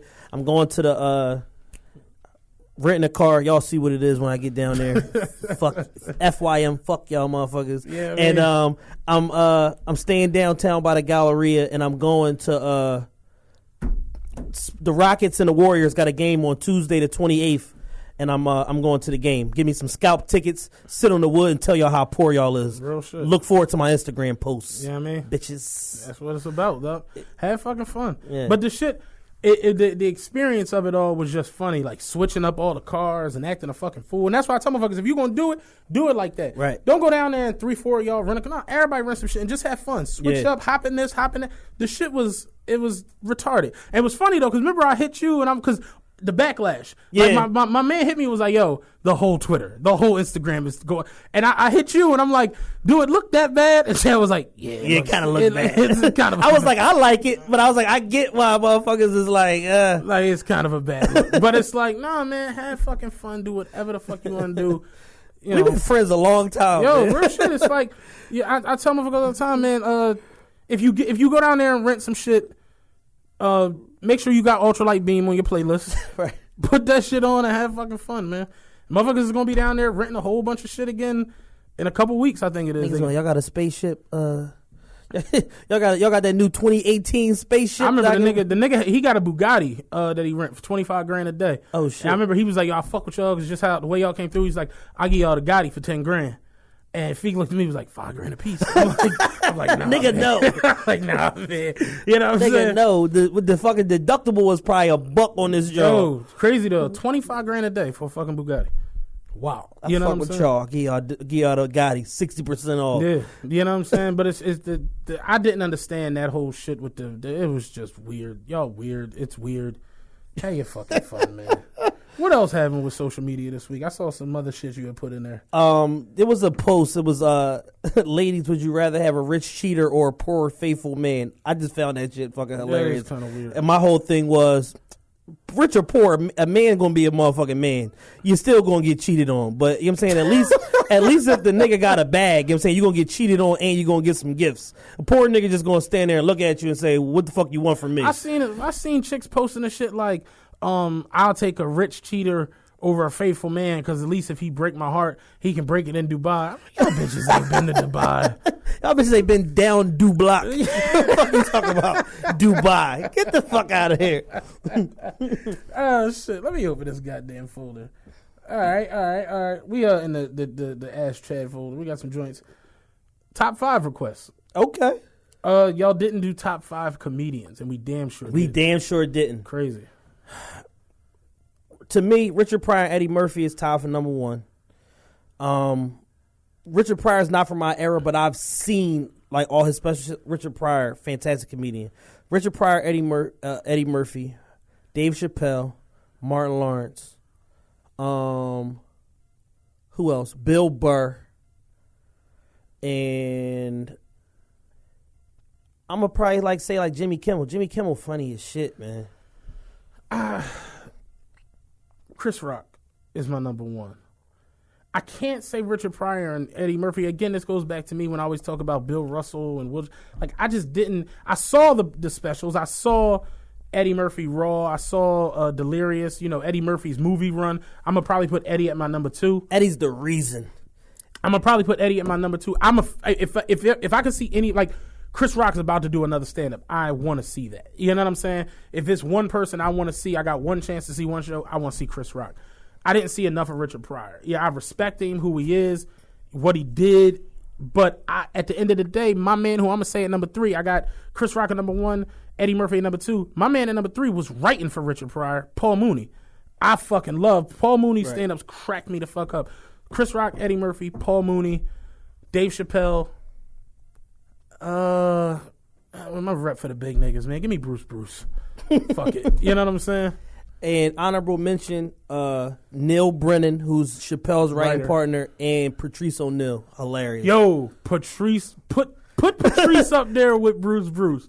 Patrice O'Neal has some shit with it. I'm gonna send you a clip where he was on a joint with Roseanne, Bob Saget, and what's the white chick name? Sandra Bernhardt. And they were on this joint called the Green Room. And they were like, it was like a round table, and they was discussing. And Patrice O'Neal was breaking down being a nigga, in like the shit was hilarious though. I'm gonna send you that. Patrice O'Neal's definitely up there. Definitely. All right, I'm gonna throw this out there. And we're thinking about designing a show around this whole situation. But so many people, it's literally 6 different people in here asking the question about. I don't know if any of y'all seen it, but a nigga who plays for the Redskins posted a question like, why do so many black athletes date white women? And then one of the guys who plays for the Dolphins went the fuck off. I actually got the screenshot. I actually got it in my phone if I can find it real quick. Yeah, he said, and I quote, the answer is simple, brother. Most of the sisters were raised in broken homes and they don't have proper guidance to how they should treat a man. So they mess up in a lot of relationships. The biggest difference is a white woman knows her position and accepts her role as a woman and let her man lead.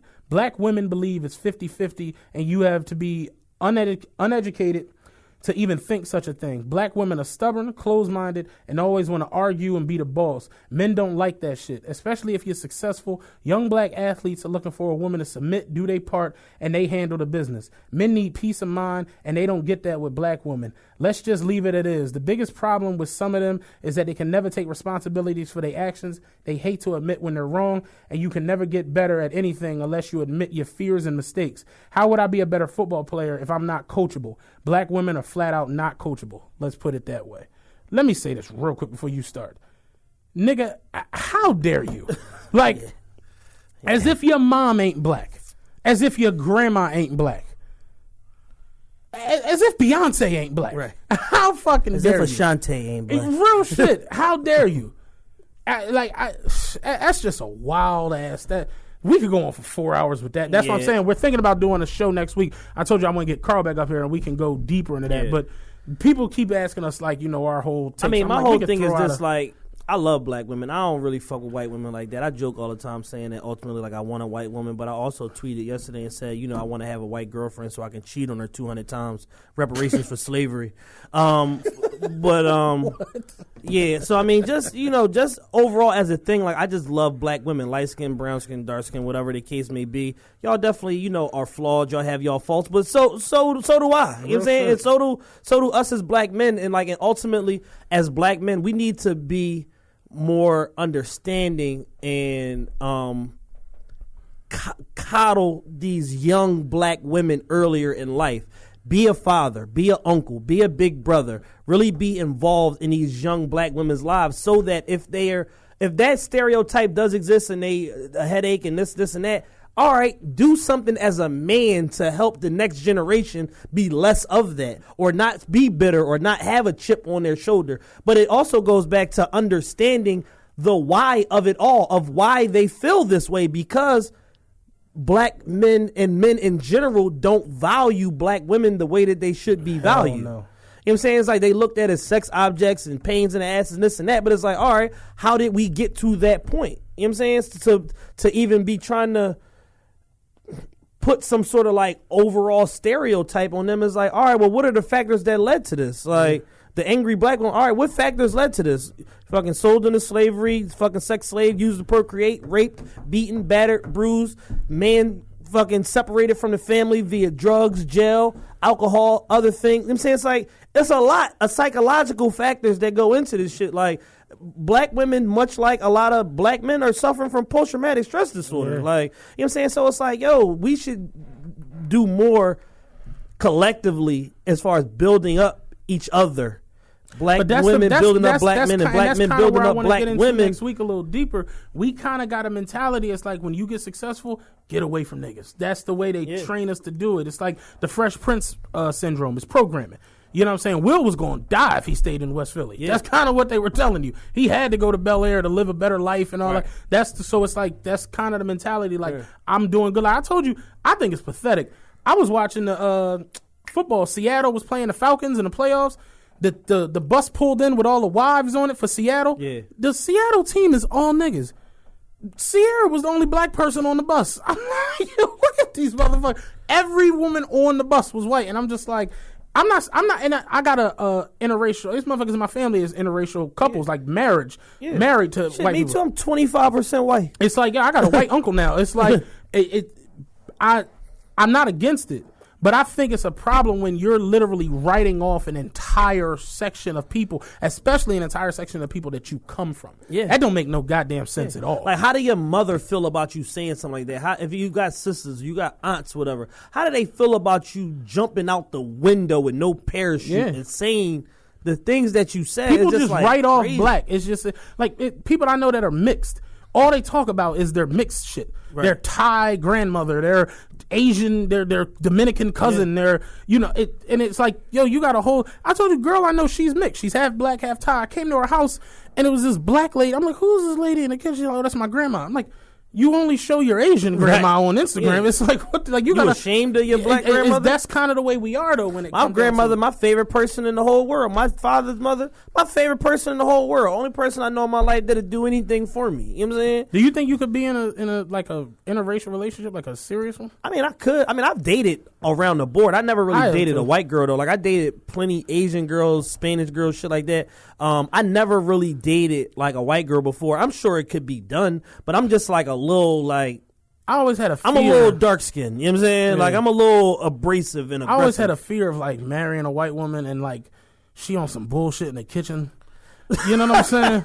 That shit always scared the hell out of me. My whole thing is this, like if I was to date a white woman, I want to date like Amber from Ambler. I don't want to date like no niggered out white girl that be hanging down 24th of Somerset. Like Fishtown. Yeah, like I want real authentic apple pie white girl. That just always scared me. I'm like, cause you know they be making like London broil and shit like that. London broil. you might just get some Wingstop. You in the basement calling your hoe, be like, yo man, she got my car blocked in. Can you bring me some food to the house? This bitch is in the kitchen making mutton. I don't want none of this shit. Mutton, liver. She making mutton and zucchini casserole. Like, please get over here with some grub. Like, she talking about we got leftovers all week. Like, yo, that shit is nuts.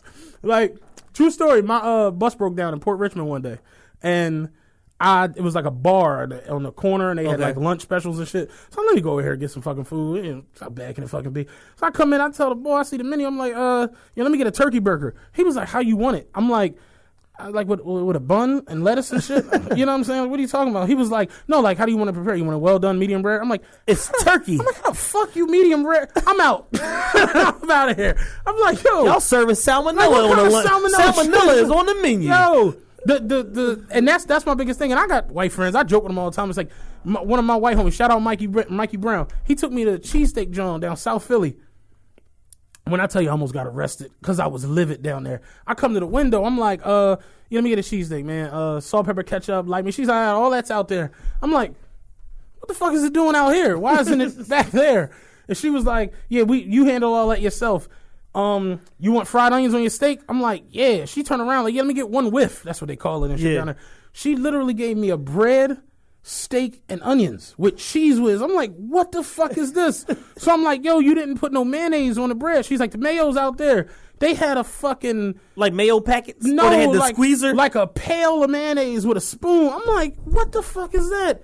And it's like people was picking up spoonfuls of mayonnaise and putting it on top of their sandwich. I'm like, y'all were raised by wolves. That's raised by wolf shit. It's like I'm no way on earth am I about to put that on this fucking sandwich. Yeah, hell no. It's just crazy. It's just like a whole. That's why people always ask me when I'm on the bus, like, best cheesesteak spot, John's Roast Pork. I heard they good. Crazy. I heard they got sesame seed buns, chicken or beef. I seen them on the one of the shows, the cooking shows. They was there. They got some big ass crazy sandwiches. They shit crazy. I like they lunch rush. We talking about lunch rush at Wawa. They lunch rush is like down the block. Yeah, like people fucking buying cheese sticks. They shit is super good though. I like the John up Roxborough, but they just like every time I go there, I got a whole issue with them. You know what I'm saying? Let's pull one more question out of this. Hold on, I had one too. Somebody sent one to the. This is a funny. I told you I'm getting them to my DM. Somebody sent one to the Rose Podcast Ever Gmail. I follow a lot of quote unquote street and quote unquote party guys on social media who post pictures with crazy captions. So recently, this guy posted a pic caption saying he was a thick little baddie. When did it become acceptable for men to refer themselves as slim, thick baddie, etc.? What? This is Chad speaking. Never. In the words of Riley from the Boondocks, y'all niggas gay. And I'm not with none of that shit. You know what I'm saying? Like a man still got to be a man. And I'm a super duper fashionista. But at the end of the day, man still got to be a man. And you still got to stand for something. And joking or not, I'm not calling myself no thick little baddie. Like that's wild. You know what I'm saying? I don't want no smoke with that talk. So that must be like some 13th Street jargon that I'm not familiar with. I never even seen that. That's crazy. It's disgusting. The So hopefully that answers your question, Savannah. Oh. This is dope. What do y'all think about what Ben Baller said about the watches? Oh man. We never even got to that. Shout out to my man, because I wouldn't even think about that. I just happened to see that in there. Ben Baller, to me, is the best celebrity jeweler in the country. He's my favorite to follow. Yeah, and he's just like a dope, thorough person. You know what I'm saying? And he tell it like it is. So what he said was, there's, what is it called, CVD or something like that? These basically fake diamonds that test like real diamonds. Like they pass 95% of diamond testers because they have all the makings of real diamonds, but they're not real diamonds. You know what I'm saying? So jewelers are literally going every other or every 1/3 fake diamonds to complete these watches. And he specifically mentioned Philly and New York as being the CVD capitals, and talking about all of these fake Hong Kong made Patek Philippe watches that are just popping up out of the fucking blue. Because Patek's been around forever. T.I. been rapping about Patek Philippe since 2004. Yeah. So it's not a new brand. If you watched Entourage, remember when they were trying to sell the movie at Cannes? And remember Billy Walsh told the bull was trying to buy the movie, the Arabian bull, and he's like, it's a nice Patek you have on over there. And he was like, yes, it is. He was like, can I have it? He was like, because remember the bull was trying to buy the movie, and he threw it to him. Like, that shit, that was 03? Yeah, like exactly. That's so these things are not new. So now, just as of recently, I don't know who started the floodgates with the Patek Philippe. I know I've seen, like, Cardi B got one. Like, there are zillions all over the place now. So all of these rappers have these Pateks or whatever, and they all got them bust down or whatever like that, which you're not supposed to bust. Watch 101, no precious metal watch should have diamonds engraved in it, because diamonds have to be held in something. So they're literally drilling holes in a precious metal to put diamonds in it. So that's the first thing that you shouldn't be doing if you're buying any type of gold or gold, platinum, white gold, whatever watch. You shouldn't be drilling holes into your the surface of your watch. A bezel, whatever, cool. And if you want to buy a stainless steel watch, do whatever the fuck you want, because the stainless steel ain't worth shit anyway. Yeah. So do whatever you want with that. But so motherfuckers are buying all of these Pateks up, and they're literally like 43 grand, plain stainless steel with just the chronometer on them. They adding diamonds, $80,000 to $100,000 watch now. So what Ben Baller is saying, majority of y'all watches ain't worth the fucking appraisal that the jeweler gave you, because every second or every third diamond that you have in your watch is Fugazi. So Fugazi. So all these motherfuckers. That's some crazy and on shit. top of that, y'all might have a fake Hong Kong made Patek. Yeah. On top of the fact that your diamonds being fufu, you probably got a fufu Patek on also. I was saying it to my girl the other day. I'm like, if some serious paper come up, it's like you almost gotta fuck with Ben Baller as your jeweler. You have to, just for his knowledge. I go to IF and Co every single week. Like, all right, what new shit has Ben Baller doing? Not even the fact, not even making jewelry. I'm talking about just for his respect of jewelry and his knowledge of it. Like, he ain't gonna sell you no bullshit. He don't seem like one that's gonna have you on some asshole shit just because it looked good. Yeah, he's not a scummy Jewish jeweler on South Street. All right. You know what I'm saying? I've dealt with all of these different jewelers from around the city, since 2006 to present, so about 11 years. Different ones have, you know what I'm saying? And my man Love, he's cursed out every jeweler in Philly. He's cursed out every jeweler, because they all, with the exception of my jeweler now, Dimitri, they all try to get over on you. You know what I'm saying? Like, I know motherfuckers that, like, I'm looking at my watch right now, one of my watches. I have a 2014 Rolex Oyster Perpetual date just, two-tone, 18 karat gold and stainless steel. I paid $11,000 for this watch. It retails at 15 grand, so I got a good deal on my watch. I know people who have this same watch, but in all stainless steel, no 18 karat gold on it, which makes it worth less, paid 15 grand. So you damn near paid double for a watch that's worth less. These are the type of tricks and games that jewelers will play with you if you're not a knowledgeable buyer. I just happen to fucking be into watches since I was a kid. My dad always bought me watches and Seikos and Citizens and shit like that, and I just always studied fucking watches because I knew at some point I'm going to have enough money to be fucking buying these timepieces. I need to educate myself so I don't get fucking robbed. Like somebody that I know recently bought this same watch. It was a 2016 model. And I keep in mind, I bought my watch brand new. Bought a 2016 model, but rose gold. He paid 14 grand for it. I'm like, dog, rose gold is worth less than yellow gold, and you paid $3,000 more. It's just like, why did you do that? The name of the game with jewelry is getting the best number for the best product and trusting the person that you're buying it from to know that he's not selling you no bullshit. It's a fine line in knowing that you're not getting bullshit. Like motherfuckers ain't worried about that. They just worried about if it's motherfuckers just want to shine. Rolex. Yeah, motherfuckers just want to shine. That's it. You know what I'm saying? I was around somebody recently and they had a Prezi on and I was like Rick Ross said, came to the realization that your watch was fake. Damn. And it's somebody respectable, and I was like, my joint is this. Like, that joint look a little rough. And again, staying in your lane. You know what I'm saying? Yeah. It's like, I have a nice watch. I don't wear it often. It's not a super expensive. It's a Citizens. It's not a crazy expensive watch. It's about $900. But on an average, I got my Apple Watch on. Right. Stay in my lane. It's no reason for me. I spent $900 on the Citizen. I could buy a fake Rollie for $900. Right. What for? It's no point. Right. Then this is my joint. If you're gonna buy a fake Rollie, get a fake GMT. You know what I'm saying? Get a fake Pepsi. Something that's $5-6 grand. Yeah. Don't go get a fake Sky Dweller. That's 34 grand. Save yourself the headache. 34 I'm knowledgeable a little bit about watches. I like them. I read up on them. You know what I'm saying? You know, I get mad a lot of watch games. We have conversations about it a lot. It's like, why do you ever want a fake Yachtmaster 2? Like, what's the purpose? 28 grand, baby.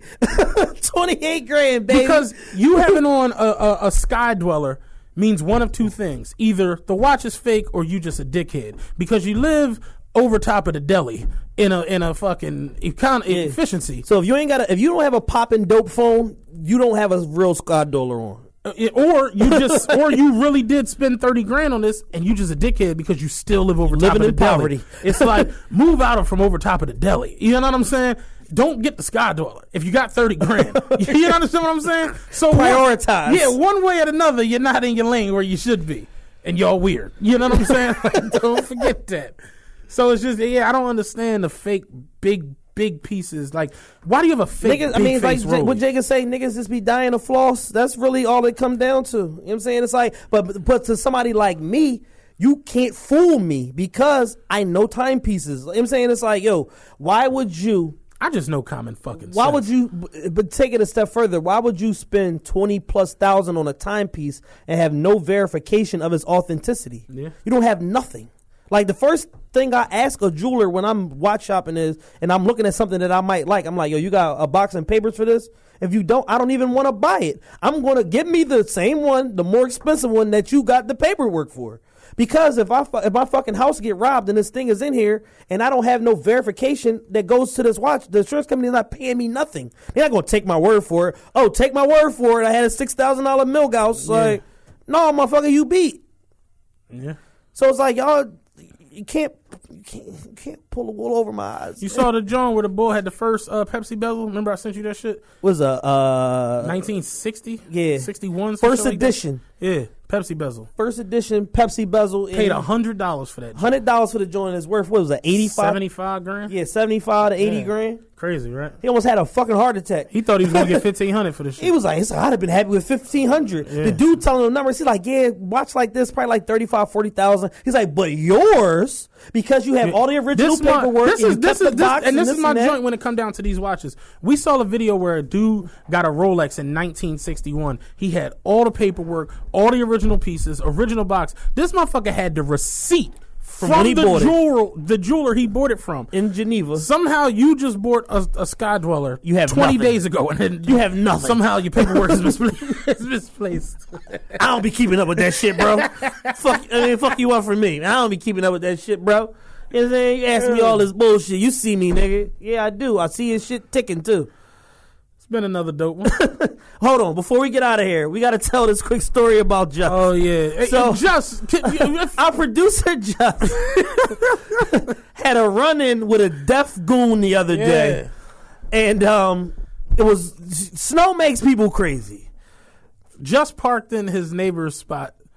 Y'all know how that go in the hood. Just is but here's the thing: Just shoveled out 3 spots of his own. Yeah, the neighbors parked in his spot. He turned around, parked in their reserve spot, and it's been World War III ever since. They called the tow trucks on him to come tow the car. He comes outside. Moves the car. It's all good. Next morning, the deaf guy's outside screaming at his girlfriend and the dog. Mind you, just has a 90-pound pit bull. 90-pound service dog pit bull. So it's registered, issue with the state, all of that shit. Right. He can have this dog anywhere. Yeah. So there are he comes outside, stops the girl, stops the guy from arguing. Apparently, the dog minorly bit the guy's hand, just barely nicked him, and the guy's going crazy like, "I'm calling the cops." Basically, in sign language, I want to sue. I'm calling the cops and I'm pressing charges. Cops show up. They like, "Yo, dude's loaded, drunk. His blood alcohol is 0.3, which is times like the limit. Dead, Walking Dead. 0.3. So, long story short, they cuff Bull, take him back to the house. About an hour later, he's back outside going the fuck crazy. The cops is still there because the shit like never died the fuck down. So they cuff Bull, take him down to the fucking station. 5 hours pass. Just say he in the house. Bull's back outside the house now. The bull done got out of jail with a vengeance. Ernest goes to jail. He sprung himself. Gets out of the mind you, when we walk in the studio, I see Just face. I'm like, the fuck happened to you? He's like, oh, I gotta tell you this fucking story to tell. So he's like, come outside, let me show you. The whole front of his car is smashed the fucking deaf, drunk, loaded guys kicking his car. Gets out of jail, kicks the fucking car, kicks the bumper off the bumper car, out of place, and then dives on him and bites him in the face and in the ear because the dog bit him. And then the dog fucked him up. It was and the same police from the early morning come back like, you again? When Justin tells this story, I swear to God, only thing that's going in my head is, remember on Superbad when they got rid of the drunk bull, but then they got on the bus and like, McMuffin! You again? So the police come back, arrest my man all over again, and he's trying to tell them the dog bit me. They're like, yeah, you're fucking right, the dog bit you. We told you to go home, and here you are starting shit again. Yeah. So Just apparently had a run-in with a deaf Mike Tyson yesterday, the other 2 days ago. Bit his ear and bit his face and scratched his face too. Yeah. Fucking nightmare, man. The whole front of the car up. The Subaru will never be the same again. Never. You know what I'm saying? You gotta get bumper clips, paint. This is a fucking nightmare. Weird as shit, boy. Ain't gonna pay for this shit on the podcaster station owner salary. Shit is bad. Well, it's been another great episode. Another hilarious one in the books. Y'all weird. No, don't you ever forget it. In the words of Glenn Lewis. Next week, Chad won't be here. I'll be live via satellite. Yeah, we're gonna from the Galleria via satellite. I'm gonna see if I can get Sauce Walker to call in. Yeah. Chad gonna be in Houston, lying to bitches, telling me no Drake and Steph Curry and every other light skinned nigga that's out there. Like, well, I'm here. I'm Steph Curry road manager. I'm here. I'm only here for the game. I came in a few days early. You know what I'm saying? We all staying over here at this hotel. You want to see my hotel room? And things of that nature. Yeah. Telling bitches my name is Cousin Eric from South Carolina. Yeah, but I'm gonna have Pastor Carl up here, and then we're gonna have Chad on the 11 line. So next week, tune back in. Tell a friend to tell a friend, man. We are growing more and more. Leaps and bounds, bitches. Every week. I can't believe it myself. On a serious note, we appreciate all the support. And it means a lot to us, man. Like, we are literally the little podcast that could. We went from, just an idea a little bit over a year ago, me begging Matt and Rod to do a show. Rod will be here at some point for his basketball analytical sports bet breakdown episode. But me literally begging them to do a show and educating Matt about podcasts and all that shit. And then we fast forward, now we in 56 countries. Like, holy shit. The dream is real. A quarter of the fucking world. Quarter of the world. How? We out there. It might be one motherfucker in that country. It's somebody's listening. Somebody in the Netherlands is like, yo, Chad, my nigga. You know what I'm saying? That's crazy. What's crazy is I got to join today real quick on IG. Bull was like, yo, I never listened to a podcast. I don't know these niggas from a can of paint, but they hilarious. Right. I was like, follow them. I was like, that's fly as shit. Appreciate that. You know what I'm saying? It's just, I followed him. That's what it's about. You know what I'm saying? More life. Like, be positive. Live right. Without a doubt. Do good. Try to do something dope, man, and bring your folks along for the ride if you can. That's really where I'm at. It's like, like I said, I really got no time for the negative shit. I really don't even pay it no mind. Yeah. God bless. Start my car up from in here. We got a meeting afterwards. So. Oh, yeah.